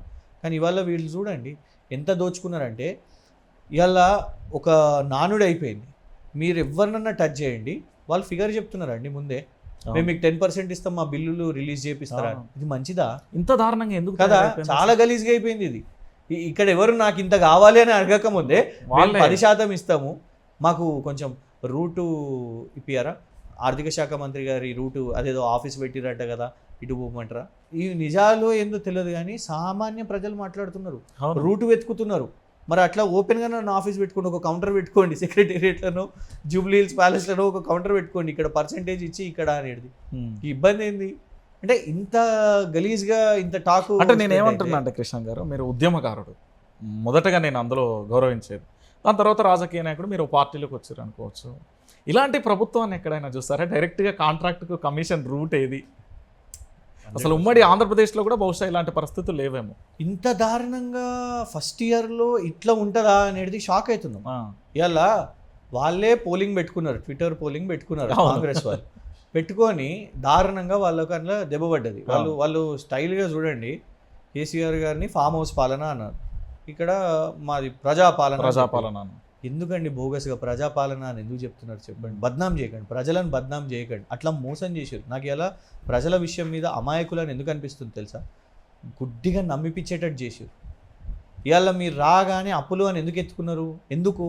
నీకు తెలుసు నీ 420 హామీలు సాధ్యం కావు, నీకు తెలుసు నీ 6 గ్యారెంటీలు సాధ్యం కానే కావు, అందుకు నువ్వేం చేసినావు? అప్పులు అని మొదలు పెడతానన్నావు. అప్పులతో నువ్వు కరెక్ట్ లెక్క చెప్పినవా? రంజిత్ గారు మేము ఏమంటున్నామంటే, కాంగ్రెస్ పార్టీ లెక్కలు కరెక్టా, రిజర్వ్ బ్యాంక్ ఆఫ్ ఇండియా లెక్కలు కరెక్టా? రిజర్వ్ బ్యాంకే కరెక్ట్. రూపాయి ఈ దేశంలో తిరిగే ప్రతి రూపాయి రిజర్వ్ బ్యాంక్ ఆఫ్ ఇండియాకి తెలుస్తుంది, లెక్క పెడుతుంది. మన అకౌంట్స్లో ఉండే డబ్బులు కానివ్వండి, ఇన్ఫ్యాక్ట్ బ్లాక్ మనీ బయట తిరుగుతుందంటే కూడా డిమానిటైజేషన్ పేరు మీద రప్పియడం కానివ్వండి, ఈ దేశంలో ప్రతి జరిగే stock or Aadhaar, pan card, మనం కొనుగోలు చేసే ప్రతి కారు, ప్రతి బిల్, ఇవాళ మొత్తం కూడా ఈ దేశంలో ఒక లెక్క అనేది ఉంటుంది. అది రిజర్వ్ బ్యాంక్ ఆఫ్ ఇండియా.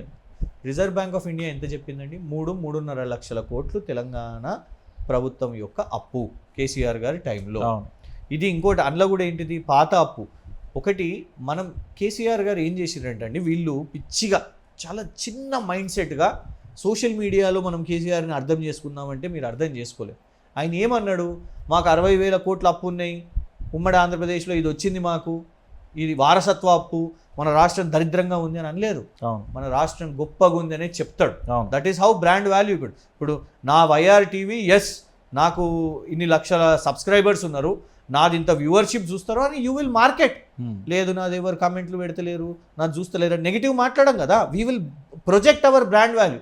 నువ్వేం చేసినావు, నువ్వు నీ అవసరం కోసం తెలంగాణ బ్రాండ్ వాల్యూని తగ్గించినావు. ప్రపంచవ్యాప్తంగా దావోస్లో ఎస్ స్టడీ ఆఫ్ ఫైనాన్సెస్ ఆఫ్ స్టేట్స్లో Reserve Bank of India special స్టడీగా మొత్తం దేశానికి సంబంధించిన స్టడీ ఆఫ్ స్టేట్ ఫైనాన్సెస్లో తెలంగాణ మోడల్ని మీరు చూడండి. వాళ్ళు తీసుకునే అప్పు క్యాపిటల్ ఎక్స్పెండిచర్ మీద, అంటే ఇన్ఫ్రాస్ట్రక్చర్ నిర్మాణం మీద వాళ్ళు స్పెండ్ చేస్తున్నారు. 33 సంవత్సరాల కోసం తీసుకున్న అప్పును 14 సంవత్సరాల్లో కట్టేసే సత్తా తెలంగాణ రాష్ట్రానికి ఉందని. ఆయన తీసుకున్న అప్పు ఆ 3.5 లక్షల కోట్లు మీకు వైకుంఠధామాలు చూపిస్తాడు, వెజిటేబుల్ మార్కెట్, నాన్ వెజిటేబుల్ మార్కెట్లు చూపిస్తాడు, చెత్త డంపింగ్ యార్డ్లు కూడా చిన్నగా కూడా ఒక ముఖ్యమంత్రి అయినా కూడా తడి చెత్త ఎక్కడ వేయాలి, పొడి చెత్త ఎక్కడ వేయాలి, ఇంటింటికి ఒక ట్రాక్టర్ పోవాలి, ఊర్లు నీట్గా ఉండాలి, పరిశుభ్రతంగా ఉండాలి అనేది అది నేర్పించాడు. ప్రాజెక్టులు నిర్మాణం చేసి చూపెట్టాడు. నువ్వు కూర్చునే సెక్రటేరియట్ కూర్చుంటలేవు అనుకో, కమాండ్ కంట్రోల్ రైట్. ఎందుకు కూర్చోవట్లేదు? ఇదో ప్రశ్న తెలంగాణలో నేనని కాదు, నాకు కూడా ఒక ప్రశ్న ఉత్పన్నం అవుతుంది. చూడండి, ఒక పెద్ద అంటే నిజమా, ఎందుకంటే గతంలో కేసీఆర్ గారికి సంబంధించి ఏదో వాస్తు దోషం అన్నారు, ఈయనకి కూడా పడ్డట్టుంది. ఎందుకంటే అవన్నీ నమ్మకుండానే వచ్చింది అన్నాడు కదా. అప్పుడు కేసీఆర్ గారు నిర్మాణం చేస్తే నువ్వు వాస్తు కోసమే చేస్తున్నావు, ఇది చేయొద్దు, మేము దీన్ని ఆసుపత్రిని చేస్తాము, ఇది అదని చెప్పినావు. కానీ నువ్వు ఇవాళ ఏం చేస్తున్నావు, ఆ భయం గుచ్చుకొని నువ్వు ఇవాళ, ఎందుకంటే కేసీఆర్ గారు ఓటమిని చూసిరు కాబట్టి, ఓహో ఓడిపోయిండ్రు, కొత్త సెక్రటేరియట్ కట్టినా కూడా ఓడిపోయిండు, నేను కూడా ఓడిపోతా కావచ్చు అని ఇవాళ భయంతో అక్కడ ఉన్నావు. అంటే ఆ పార్టీ ఇది కూడా యూటర్న్ అన్నట్టే కదా, ఇది కూడా యూటర్నే కదా. నువ్వు వాస్తు అన్నోనివి, మళ్ళీ నమ్మను, నువ్వు వాస్తు నమ్మను, నేను దీనికి వ్యతిరేకిని ఇదంతా అని చెప్పినోని ఇవాళ మరి నువ్వేం చేస్తున్నావు? సో అల్టిమేట్గా ఇవాళ నీ దగ్గర ఉన్న విషయం ఏంటిది, నువ్వు 1.5 కోట్ల అప్పు తెచ్చినావు. అవును, ప్రపంచ బ్యాంక్ దగ్గరకు పోయినావు. కేసీఆర్ గారు ఒక్కసారి కూడా ప్రపంచ బ్యాంక్ దగ్గరకు పోలేదు. మరి 1.5 కోట్లు నువ్వు చూపెట్టు. నువ్వు ఓపెనింగ్ చేసిన జూ పార్క్ ఫ్లైఓవర్ ఎవరు కట్టించింది? కేసీఆర్ ఆధ్వర్యంలోనే. గచ్చిబౌలి దగ్గర ఫ్లైఓవర్ కేసీఆర్. ఒక ఫ్లైఓవర్ లేదు, ఒక స్కీము లేదు, ఒక రైతు బీమా లేదు, పూర్తి రైతు భరోసా లేదు, రుణమాఫీ పూర్తిగా కాలేదు. అసలు నిజం చెప్పాలన్నా రంజిత్ గారు, మీరు మా ఇంటర్వ్యూ కాదు, ఒకసారి నేనే మీ ఇంటర్వ్యూ తీసుకోవాలనుకుంటే, ఎందుకంటే మీరు ఎక్కువ తిరుగుతున్నారు, మీరు రోజు న్యూస్లు చేస్తున్నారు, మీకే తెలుసు ప్రజల వాయిస్ మీరు ఎక్కువ వింటున్నారు. యూట్యూబ్ ఛానల్స్కి మేము ఇంటర్వ్యూలు ఇచ్చేటట్టు కాదు. ఎందుకంటే ఇవాళ యూట్యూబ్ జర్నలిస్ట్ అందరు కూడా నిజానికి ఎవరైతే అప్పుడు రేవంత్ రెడ్డికి సపోర్ట్ చేసినరో, ఆయన ఏదో చేస్తాడు కావచ్చు అని నమ్మినరో, ఇలా వాళ్ళకే అర్థమైపోతుంది ఆయన చెప్పినవి టోటలీ ఫ్లాప్ అయిపోయినాయి, అబద్ధాలు. ప్రజల అవస్థలు మీకంటే ఎక్కువ ఇంకెవ్వరికి తెలియదు. మేమన్నా ఇంకా పూర్తిగా, ఎందుకంటే రాజకీయ నాయకులం కాబట్టి మేము తొందరగా వస్తే చూసిర్రా వీళ్ళకు తొందర ఎక్కువ ఉన్నది, ఆత్రం ఎక్కువ ఉన్నది, వీళ్ళు ఉండలేకపోతున్నారు అధికారంతో అని ఉన్నట్టు చెప్తాం. మేము ప్రజలకు రాజకీయంగా దూరంగా ఉన్నాం, అవైలబుల్ ఉన్నాం, మాయా నియోజకవర్గాలు ఉంటున్నాము, మేము పనిచేస్తున్నాము, అండర్ గ్రౌండ్లో వాళ్ళకు విద్య వైద్య సేవలు అన్ని రకాలుగా ఉన్నాం, పెళ్ళిళ్ళు ఏదున్నా కూడా ఇబ్బందులు ఉన్నా కూడా ఉన్నాం. కానీ రాజకీయంగా మేము లేవు. కానీ వాళ్ళ ఎక్కువ సమస్యలు చూస్తున్నది మీరే. మీకు తెలిసి వాళ్ళ నిజానికి కూడా మమ్మల్ని ప్రశ్నించకంటే వాళ్ళ ఇష్యూస్ ఏమున్నాయో, వాళ్ళ ఇబ్బందులు ఏమున్నాయో ఒకటే అండి. చూడండి, ప్రభుత్వమే ఇబ్బంది పెట్టొద్దు. టీఎస్పీ బెటాలియన్ వాళ్ళు, నువ్వు తీసుకున్న పాలసీ, నువ్వు తీసుకున్న నిర్ణయం, 30 రోజులు వాళ్ళు 26 రోజులు పనిచేయాలి, నాన్ స్టాప్గా పనిచేయాలి, దాని తర్వాత 4 రోజులు అంటే వాళ్ళు మాకు పాత పాలసీయే 15 రోజులు చాలు అని వాళ్ళ భార్యలు వాళ్ళ తల్లులు రోడ్డు మీదకి వచ్చిరండి. నిరుద్యోగులకు సంబంధించిన జీవ పంచాయతీ కూడా వాళ్ళు ఎత్తుకున్న నినాదం. అశోక్ నగర్ వాళ్ళ మీద నువ్వు లాఠీ చార్జ్ చేసినావు. నీ మనసు ఎట్లా ఒప్పింది? నీ రాహుల్ గాంధీని బిర్యానీ తినబెట్టి, నీకోసం బస్సు యాత్రలు చేసి, నీకోసం కరపత్రాలు పంచి, గ్రూపున వాట్సాప్ గ్రూపులలో ఏర్పాటు చేసుకొని వాళ్ళు నువ్వు ఏదో చేస్తావు కదా అని నీకు ఓట్లు వేస్తే వాళ్ళు అడిగింది ఏంటిది? ఒక జియో విషయం మీద అడిగారు. 50,000 ఉద్యోగాలు నువ్వు ఇచ్చినవి కాదు, నువ్వు నోటిఫికేషన్ ఇచ్చినవా, నువ్వు ఎగ్జామ్ కండక్ట్ చేసినవా, నువ్వు సర్టిఫికేట్ వెరిఫికేషన్ చేసినావా? నీ కాంగ్రెస్ నాయకులు కోట్లల్లో కేసులు వేసి కేసీఆర్ గారి ప్రభుత్వం ఆ ఉద్యోగాలు ఇవ్వకుండా ఆపి, ఇప్పుడు ఆ 50,000 ఉద్యోగాలను ఎల్బీ స్టేడియంలో నిలబడి ఒక్కొక్క ఉద్యోగంతో ఫోటో దిగుతావా నువ్వు? కేసీఆర్ అట్లా అన్నిటికీ ఫోటోలు దిగాలంటే ఎంత ప్రచారం చేసుకోవాలి? అవును. ఆయన పట్టించుకోలేదు, ఆయన ప్రచారాన్ని పట్టించుకోలేదు కాబట్టి అలా ఓడిపోయాడు. ఆయన ఒక్క మీడియా ఇంటర్వ్యూ ఇవ్వలేదు. నేను గెలుస్తాను కదా, నేను పని చేసినాను కదా అని అనుకున్నాడు. నేను రైతుల కోసం ఢిల్లీకి పోయి కొట్లాడినా, నేను పరిశ్రమలను తీసుకొని వచ్చినా, ఒక ఫాక్స్కాన్ని తీసుకొని వచ్చినాం, ఒక AWS అమెజాన్ని తీసుకొని వచ్చినాం, ఇన్ని సంస్థలను తీసుకొని వచ్చినా కదా, నాకు చేసిర్రు. నేను ఉద్యోగాలు నాతోనే అయినంత నిజానికి ఇచ్చిన. నువ్వు ఎన్నో చెప్పినావు, 75,000 ఖాళీలు ఉన్నాయి, మెగా డిఎస్సి అని చెప్పినావు. ఏమి రైట్. నేనేమంటున్నానంటే మొన్న క్రిషాంక్ ఇంటర్వ్యూ చేయడానికి నేను వెళ్తున్నా, మీకు సంబంధించిన ప్రశ్నలు కొన్ని అడగండి అంటూ మేము వాట్సాప్లో కొంచెం కాస్త చర్చ చేసుకున్నాము. ఓకే. నిన్న సాయంత్రం మిమ్మల్ని మేము కన్ఫర్మ్ చేసుకున్న తర్వాత, ఇంటర్వ్యూ కన్ఫర్మ్ చేసుకున్న తర్వాత కొన్ని ప్రశ్నలు వచ్చినాయి. ఓకే. దాదాపుగా చాలా ప్రశ్నలు వచ్చాయి. దాంట్లో దాదాపుగా ఒక 500 వరకు వచ్చినాయి. దాంట్లో మేము మళ్ళీ దాన్ని వడబోత ఒక 100కి తెచ్చినాం. దాన్ని ఇంకా వడబోసినా కూడా కష్టం అయిపోయింది. అయితే అందులో టాప్లో కొన్ని ప్రశ్నలు ఉన్నాయి. నేను వాటిని ఖచ్చితంగా మమ్మల్ని అడగండి, మళ్ళీ మాకు సమాధానం ఆ లింకులు కావాలి అంటూ కూడా మమ్మల్ని వీవర్స్ అడిగారు కొంతమంది మాకున్న గ్రూపులలో. సో వాళ్ళు ఏం అడిగిల్లంటే, మొన్న క్రిషాంక్ రాజకీయం కోసం, తన భవిష్యత్తు కోసం ప్రభుత్వాల మీద పోరాటం చేస్తున్నాడు. ఎందుకంటే అప్పుడు పోరాటం చేసిండు, ఇప్పుడు పోరాటం చేసిండు, యాక్సెప్ట్ చేసిండు. కానీ మీ గమ్యం యువత వైపా లేకపోతే మీ రాజకీయ భవిష్యత్తు వైపు? మీరు రాజకీయ నాయకుడు అని మేము అనుకోవట్లేదు. మన్న క్రిషాంక్ అంటే ఒక యువకుడిగా మాకు నమ్మకం ఉంది. ఫ్యాక్ట్స్ మాత్రం చెప్తాను అంటేనే ఈ ప్రశ్నలు అడగమని చెప్పారు. సో మీరు రాజకీయాల వైపు ఆసక్తి చూపుతారా, తెలంగాణ ప్రాంత యువత వైపు ఆసక్తి చూపుతారా? చూడండి, యువత వైపు డెఫినెట్గా ఆసక్తి చూపుతాను. ఎందుకంటే వాళ్ళకి ఎన్నో ఇష్యూస్ ఉంటాయి. కానీ దానికోసం ప్లాట్ఫామ్ నాకు ఇదే కదా. నేను చాలా క్లారిటీగా ఉన్నాను. ఎందుకంటే 2006 నుంచి ఆన్ అండ్ ఆఫ్ ఆల్మోస్ట్ 2009 నుంచి ఇంకా ఇదే ఫుల్ టైంలో ఒక కుటుంబం హాలిడే అని ఉండదు, ఇంకేది ఉండదు. అంటే ఉదాహరణకు ఒకటి చెప్తాను. ఢిల్లీకి ఒక కాన్ఫరెన్స్కి వెళ్ళినప్పుడు మిస్సెస్ని మాల్కి తీసుకొని వెళ్ళినానండి. సడన్గా లైవ్ ఇండియా టుడేనో ఏదో ఛానల్ లైవ్. ఎట్లా చెప్తాం చెప్పండి? ఢిల్లీ ముందే వైఫ్ ఉంది, పాప కూడా ఉంది. మెట్ల మీద జూమ్ పెట్టుకొని అందరు అక్కడ నడుస్తుంటే మెట్ల మీద సెల్లార్లో కూర్చొని నేను లైవ్ చేసినాను. ఓకే. ఎందుకంటే that is my priority, that job is my priority. మొన్న పాపది బర్త్డే, మిస్సెస్ పాప మేము షాపింగ్కి వెళ్ళినాం, మన AMB మాల్ దగ్గర ఉన్నాం. ఇమీడియట్గా KTR గారి ఇంటికి రేడు కోసం వస్తున్నారు, అప్పుడు వాళ్ళ ఫ్యామిలీ ఫంక్షన్ అయిందని రేడుకి వస్తున్నారు అని ఇమీడియట్గా అక్కడ పోయినాం. మిస్సెస్ని అక్కడనే డ్రాప్ చేసినాను. ఇంటి దగ్గరకు పోయి 2 నిమిషాలండి మీడియాతో మీతో ఎవరితోనో మాట్లాడుతుంటే తీసుకొని అరెస్ట్ చేసుకొని వెళ్ళిపోయారు మిస్సెస్ వాళ్ళు అక్కడిని.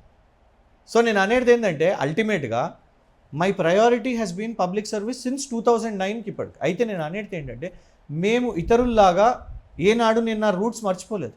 నేను ఆపోజిషన్ సైడ్ని చూసినాను, 2 years పవర్లో ఉండడానికి కూడా చూసినాను. కానీ నాలో మార్పు లేదు. కానీ నేను అనేది ఏంటంటే, ఇవాళ మాత్రం ఇదే ప్లాట్ఫామ్ డెఫినెట్గా. ఎందుకంటే అనొచ్చో లేదో కానీ ఇప్పుడు మన రాష్ట్రం వచ్చింది కాబట్టి బరాబర్ రాళ్ళు కూడా ఇసిరినాము. ఆ రోజు రాళ్ళు ఇసిరినాము, ధర్నాలు చేసినాము, ఎన్నో చేసినాము, రాష్ట్రాన్ని సాధించుకున్న రాష్ట్రంలో నాకంటూ ఒక ఫోర్స్, నేను పదవి నాకేదో డబ్బులు సంపాదించుకోవాలనో నాకు ఇంట్రెస్ట్ లేదు. నాకు నిజంగా ఇవాళ కూడా ఐఎమ్ లీడింగ్. అంటే అల్టిమేట్గా క్వశ్చన్కి నాకైతే సమాధానం నేను అల్టిమేట్గా అనేది ఏంటంటే, మీ వాయిస్గా నేను ఉండాలి అంటే నన్ను ఎంతసేపు డిబేట్స్లోనే చూస్తారా, చట్టసభల్లో చూడాలని ఉందా? రైట్. ఇలా మీ ఇష్యూస్ మాట్లాడడానికి నాకు ఒక అవకాశం దునియా మందికి ఇచ్చిరండి మీరు అవకాశం. మీరు ఇచ్చిండ్రు, మీరు గెలిపించిన వ్యక్తులు ఇవాళ ఎమ్మెల్సీ అయినరు, మిమ్మల్ని వదిలేసి వెళ్ళిపోయారు, మిమ్మల్ని మోసం చేసారు. కానీ నేను చూడండి, మళ్ళీ నేను అనేది కూడా నా సంతకంతో ఏదో అయిపోతుందో నేను సీఎం అది ఆ రేంజ్ కాదు. నేను అనేది I will be your voice. నేను ఇవాళకి చేసేది అదే కదా, నేను మాట్లాడుతున్నది అదే. చాలామంది జడ్జ్ చేస్తూ ఉంటారు. ఇంకొకటి నేను చెప్తాను, కొన్ని ఇష్యూస్ నేను ఈ మధ్య యూనివర్సిటీ ఇష్యూస్, ఎడ్యుకేషనల్ ఇష్యూస్ ఎందుకు టేకప్ చేస్తలేనంటే, కొత్త వాళ్ళు కూడా రావాలి కదా లీడర్స్గా. ఓకే. నేను ఒక ప్లాట్ఫామ్, నేను ఒక స్టెప్ ముందుకు పోయినాను. అంతటా నేనే చేయడానికి నేను ఆర్ నారాయణ మూర్తి గారిని కాదు. నేను వారు మల్టీ టాలెంటెడ్, వారే ప్రొడ్యూసర్, వారే డైరెక్టర్, వారే యాక్టర్, వారే పాట పాడతారు, వారే గజ్జగడతారు, అన్ని వారే చేస్తారు. కానీ నా ఎఫర్ట్ ఏంటంటే, నాకు ఒక పరిధి ఉంది. వాళ్ళ నాకు కొన్ని లిమిటేషన్స్ ఉంటాయి, నాకు ఫైనాన్షియల్ పర్మిటేషన్స్ ఉంటాయి. సో మళ్ళీ నేను క్యాంపస్ పాలిటిక్స్, అందుకే నేను చూడండి దాదాపు 14 తర్వాత రెడ్యూస్ అవుతూ క్యాంపస్ పాలిటిక్స్ ఇన్వాల్వ్ అవ్వట్లేదు.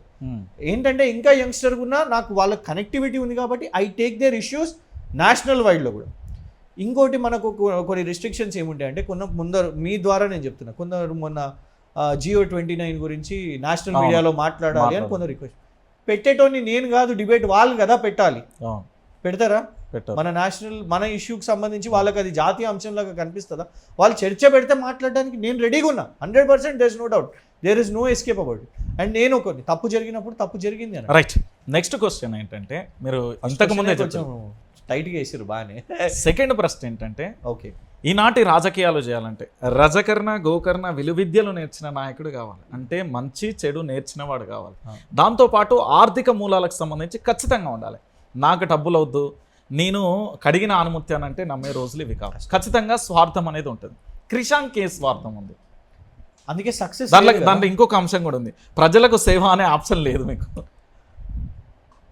నాకు డెఫినెట్గా నాకు ఒక పొలిటికల్ పవర్గా ఉండాలని ఉంది. ఓకే, యా, నాకు ఒక ఆపర్చునిటీ కావాలి, నాకు ఒక వాయిస్ కావాలి.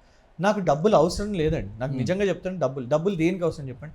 మనకు తిరిగే వాహనం ఉంది, ఉండే ఇల్లు ఉంది, నాకు కొంత తాతల ఆస్తులు కొంతవరకు ఉండి, అది మా ఫాదరు, ఇది కొంత సెటిల్డ్ ఓన్ హౌస్ కానివ్వండి, కార్ కానివ్వండి, ఇది ఉంది. ఇంకేం కావాలి చెప్పండి? ఇక మీరు అన్నట్టు ఒకటి మేజర్ టాస్క్ ఏముంటుందంటే ఎలక్షన్ ఖర్చు.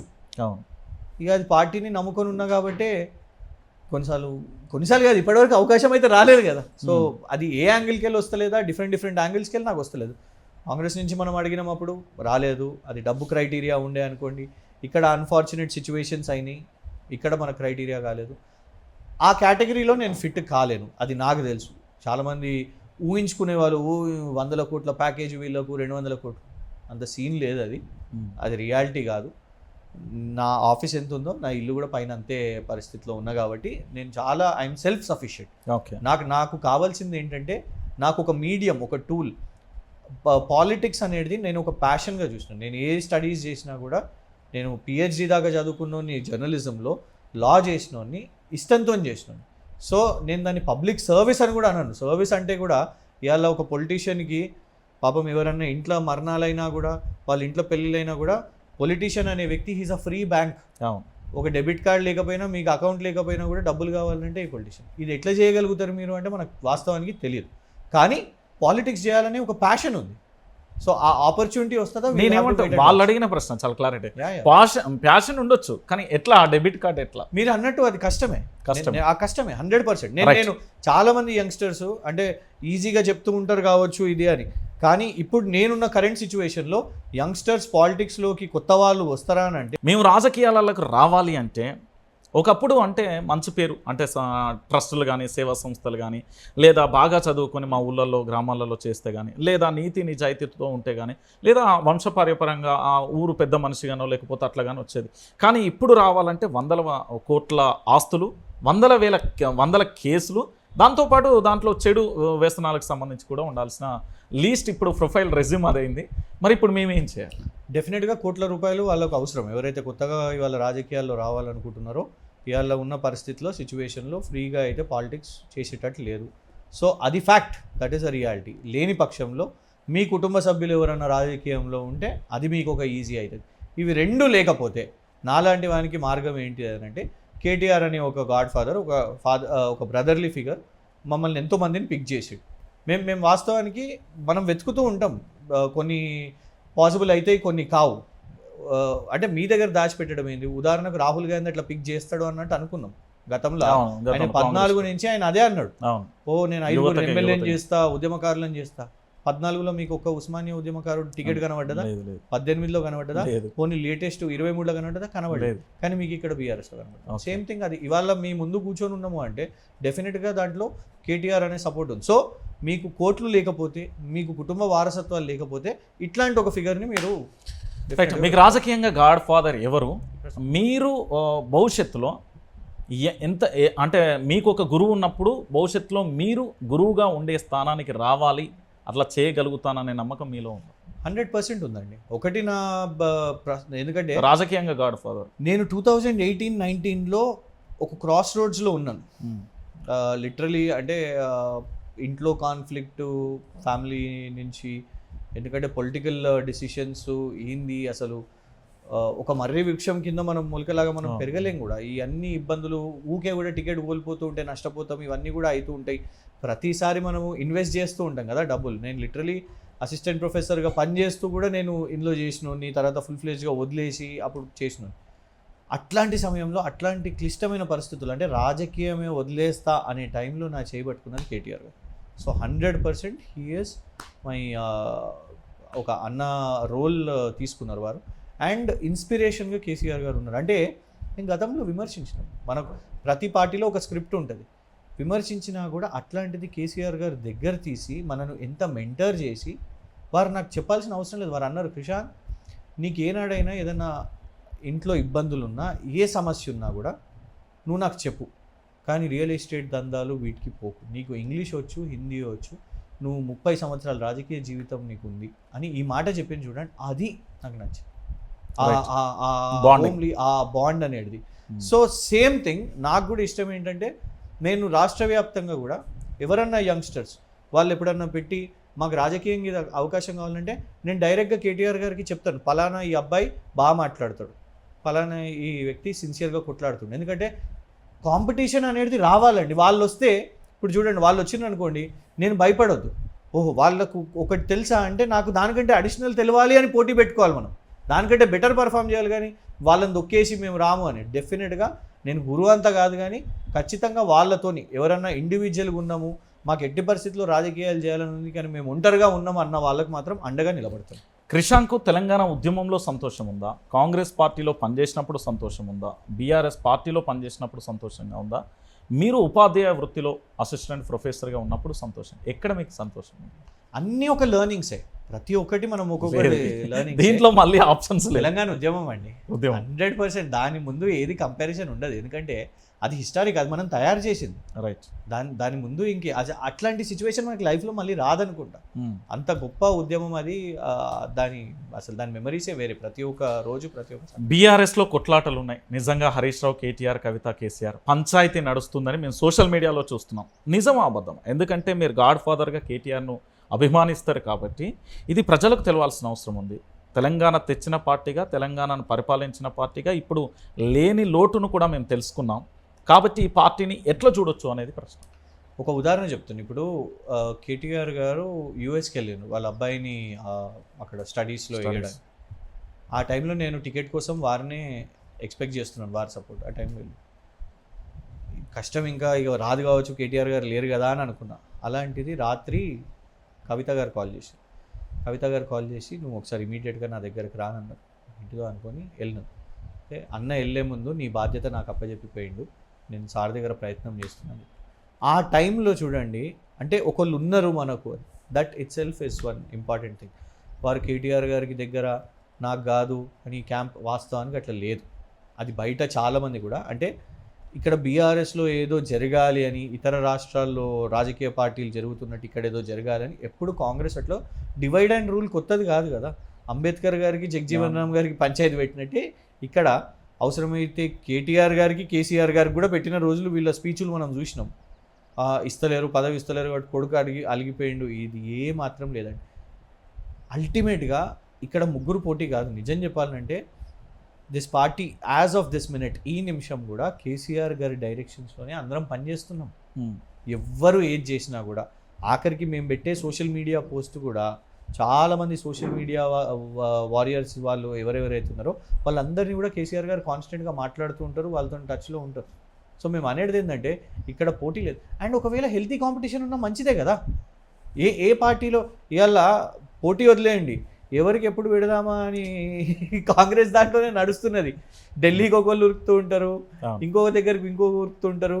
ఇక్కడనే మీటింగ్లు, అరే ఫస్ట్ ఇయర్లోనే 8 మంది ఎమ్మెల్యేలు ముఖ్యమంత్రికి అగేన్స్ట్గా క్యాంపు పెట్టుకొని కలుసుకున్నారు అంటే ఇక దానికంటే ఇంకా ఘోరం ఏంటంటే మేము అసలు మాది ఫోకస్ చేయాలన్నా వాళ్ళది ఫోకస్ చేయాలి. ఓకే. సో అట్లాంటి సిచ్యువేషన్ ఏం లేదు, కలిసికట్టుగా పోరాడతాం. కానీ ఏంటంటే ఒక్కొక్కరికి ఒక్కొక్క విభాగం ఉంది, దాన్ని ఎవరు కూడా వాళ్ళు ఇంటర్ఫియర్ అవుతలేదు. ఒక్కొక్కరికి ఆ ఎక్స్పర్టీస్ అనేది కూడా. మీరు ఇది ఓపెన్గా చెప్పాలి, నిజంగా బీఆర్ఎస్ పార్టీ ఓడిపోవడానికి ఖచ్చితంగా పచ్చి నిజాలు ఏం చేస్తారు? 100 కారణాలు ఉంటాయండి, 1-2 అని చెప్పలేము. చూడండి, ఎప్పటికప్పుడు సెల్ఫ్ అసెస్ చేసుకుంటూ ఉండాలి. 10 years గవర్నమెంట్లో ఉన్నాం, 100% డెలివర్ చేయం. కొన్ని పొరపాట్లు ఉంటాయి. కొన్ని ఉదాహరణకు ఒక కాన్స్టిట్యుయెన్సీలో అక్కడ స్థానిక ఇష్యూ ఉంటుంది, అది రిఫ్లెక్ట్ అయింది కేసీఆర్ గారి మీద. అల్టిమేట్గా కేసీఆర్ గారు ఓడిపోయినప్పుడు అప్పుడు రియలైజేషన్ ఏమైందంటే కేసీఆర్ గారిని కోల్పోయినామా అని ఒక ఎమోషన్ చాలా మందిలో ఉంది. మీదే చూసినారు కదా అప్పుడు ఇంట్రొడక్షన్.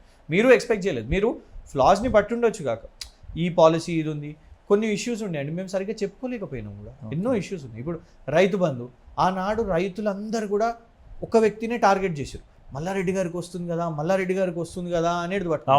అసలు నిజం మనకి ఇవాళకు నాకు ఒక ప్రశ్న ఉంది, నేను ఎప్పుడు అది అడుగుతూ ఉంటే ఎంతోమందిని, అసలు మల్లారెడ్డి గారికి ఎంత వస్తుందండి అధికారికంగా ఏమైనా లెక్క ఎవరైనా చూపెట్టారు? ఎవరు తెలియదు. ఇవాళ ప్రభుత్వంలో ఉన్న వాళ్ళు కూడా మల్లారెడ్డి గారు ఇంత తీసుకుంటారు అని అన్నారా? అంటే వాళ్ళు 2 కోట్లు 6 కోట్లు అనే ఫిగర్ ఇస్తున్నారు తప్ప నిజంగా రియాలిటీ ఎవరికి తెలియదు ఇంత పడుతుంది అయినా కానీ ఎవరికి. కానీ ఇది మేము వీళ్ళు ఎంత సక్సెస్ఫుల్గా తీసుకొని పోయిందంటే, మేము ఒకసారి ఒక మారుమూల ఊర్లోకి పోయి ఇక్కడ చాయ్ హోటల్ దగ్గర కూర్చున్నప్పుడు ఆ రైతుకు వస్తుంది కానీ మల్లారెడ్డికి కూడా వస్తుంది కదా అనేది తీసుకుపోయింది. ఇవాళ రాష్ట్రంలో ఎవరికి వస్తలేదుగా. అవును, రైట్. ఇంకా నెక్స్ట్ క్వశ్చన్ ఏంటంటే చాలా టఫ్ క్వశ్చన్ ఇది, ఎందుకంటే నేను కూడా ఆ క్వశ్చన్ చదివి ఆశ్చర్యపోయినా. కేసీఆర్ కాకుండా బీఆర్ఎస్లో నెక్స్ట్ సీఎం. నేను ఎందుకంటే ఆ క్వశ్చన్ చదివినప్పుడే సగం షాక్ అయిపోయినా, మీ ఆన్సర్ కోసం కూడా నేను. అంటే నాకు కయ్యం పెట్టాలని అనుకుంటున్నారా పెద్ద ఆయన? ఇప్పుడు మాకు అందరికీ రాజకీయ జీవితం, నా దగ్గర క్వశ్చన్స్ కూడా ఉన్నాయి, మళ్ళీ మీరు అట్లా డౌట్ కూడా అవసరం లేదు. ఇంకోటి ఏంటంటే చూడండి, ఒకటి సరే పొలిటికల్ నెసెసిటీస్ కోసం ఎంతోమంది ఎన్నో క్రిటిసైజ్ చేస్తూ ఉంటాం, మీరైనా మేమైనా ఎవరమైనా క్రిటిసైజ్ చేస్తాం, కానీ రెస్పెక్ట్ ఇచ్చే దగ్గర రెస్పెక్ట్ మనం ఇవ్వాలి కదా. కేసీఆర్ గారు హీ డిజర్వ్స్ దట్ రెస్పెక్ట్ అండి.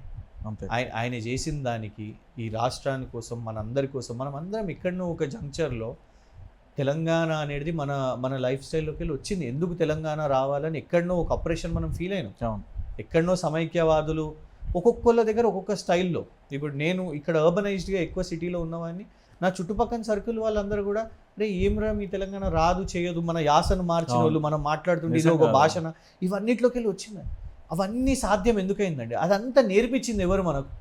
అదంతా మన బువ్వ నుంచి మొదలు పెట్టుకుంటే మన భాష, ఒక్క ఆయన మాత్రం గట్టిగా నిలబడ్డాడు. మన రింగ్ టోన్లో పాటలు అయినాయి, మన బండ్లకు నంబర్లు అయినాయి.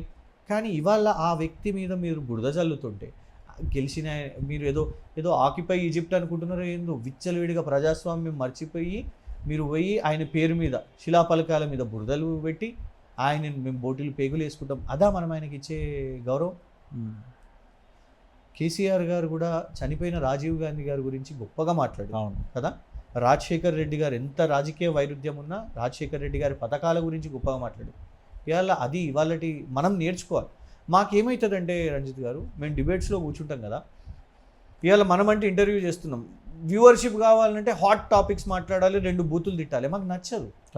కానీ ఏమైపోతుంది, ఎదుటి వాళ్ళు కేసీఆర్ గారిని తిట్టి నేను ముఖ్యమంత్రి గారు రేవంత్ గారు అని అంటే, అరే నువ్వెందుకు అట్లా గౌరవం ఇస్తున్నావా? ఆయన పొద్దున్న లేస్తే తిడుతున్నాడు. ఇవాళ ఫేస్బుక్లో మీకు ఒక ఉదాహరణ చెప్తా, మీరు రేవంత్ రెడ్డి అని పేరు పెట్టండి చాలు, వీడియోలు ఎగిరిపోతున్నాయి.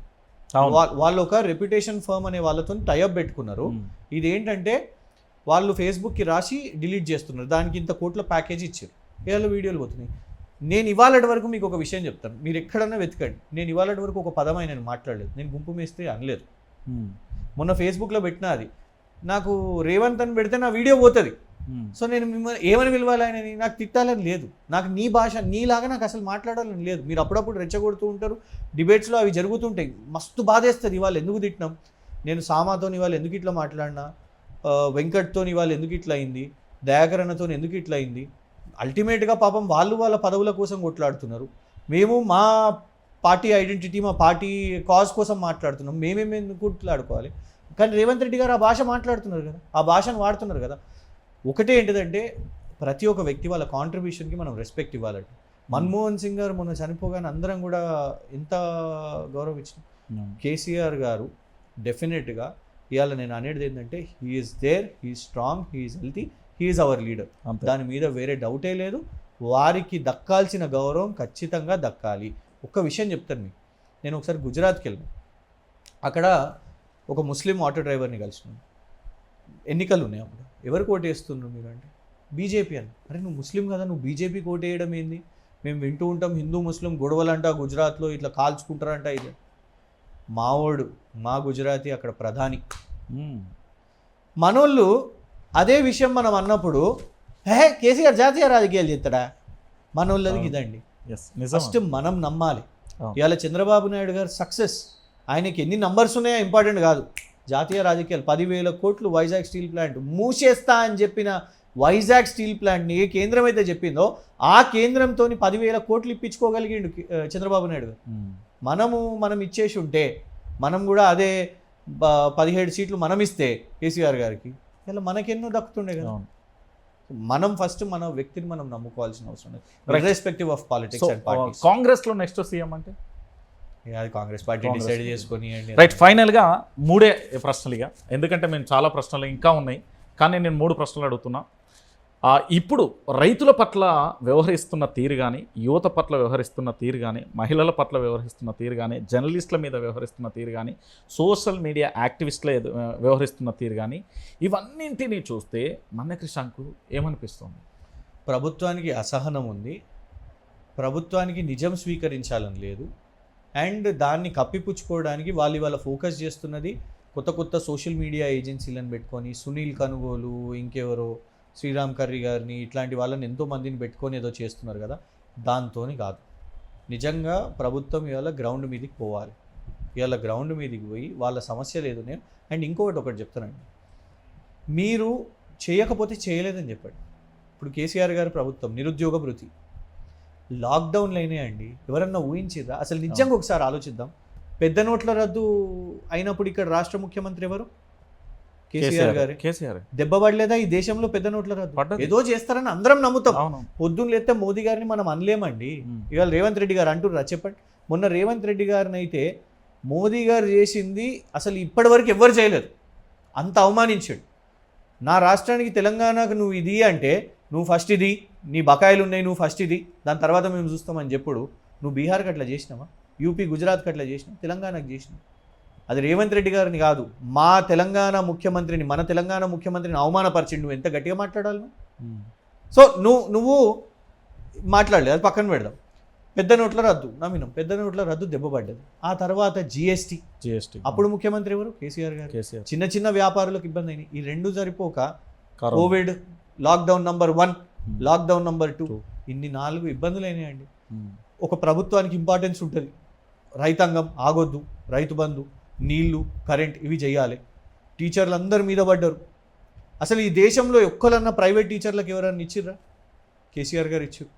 ఇవాళ ప్రభుత్వ టీచర్లు మా మీద నారాజ్ అయింది.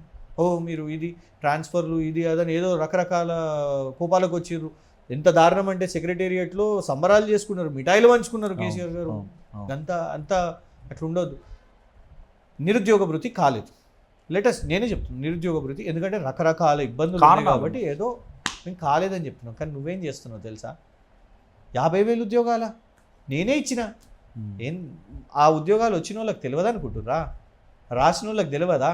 అప్లై చేసిన వాళ్ళకి తెలియదా? ఇది నువ్వు చెప్పిన ఉద్యోగం కాదు రేవంత్ రెడ్డి. నువ్వేం చెప్పినావు? 1 సంవత్సరంలో 2 లక్షల ఉద్యోగాలు భర్తీ చేస్తాను, నువ్వు జాబ్ క్యాలెండర్ వేస్తాను. ఏమైంది? నువ్వు చెయ్యని దాన్ని కూడా నేను చెప్పిన. ఇప్పుడు మీకు అక్కడ పైన జేబు ఉన్నది, 50,000 కట్టున్నది అంటే మీరు నమ్ముతారా? ఏడున్న జేబే లేదు నా కాడ, నువ్వు 50,000 ఉన్నది, నేను రేవంత్ రెడ్డిని, నేను ఉన్నది అని చెప్తే నువ్వు ఎట్లా? అట్లనే నాకు రుణమాఫీ అయింది, నీకు అయింది రుణమాఫీ. అరే కాలేదు రా భయ్, నాకు రుణమాఫీ కాలేదు, నాకు ఇంక ఇబ్బంది ఉంది. వాళ్ళు అందుకే వాళ్ళు చనిపోతున్నారు. రుణమాఫీ కాలేదు, రైతు భరోసా టకీ అని వేసేస్తా.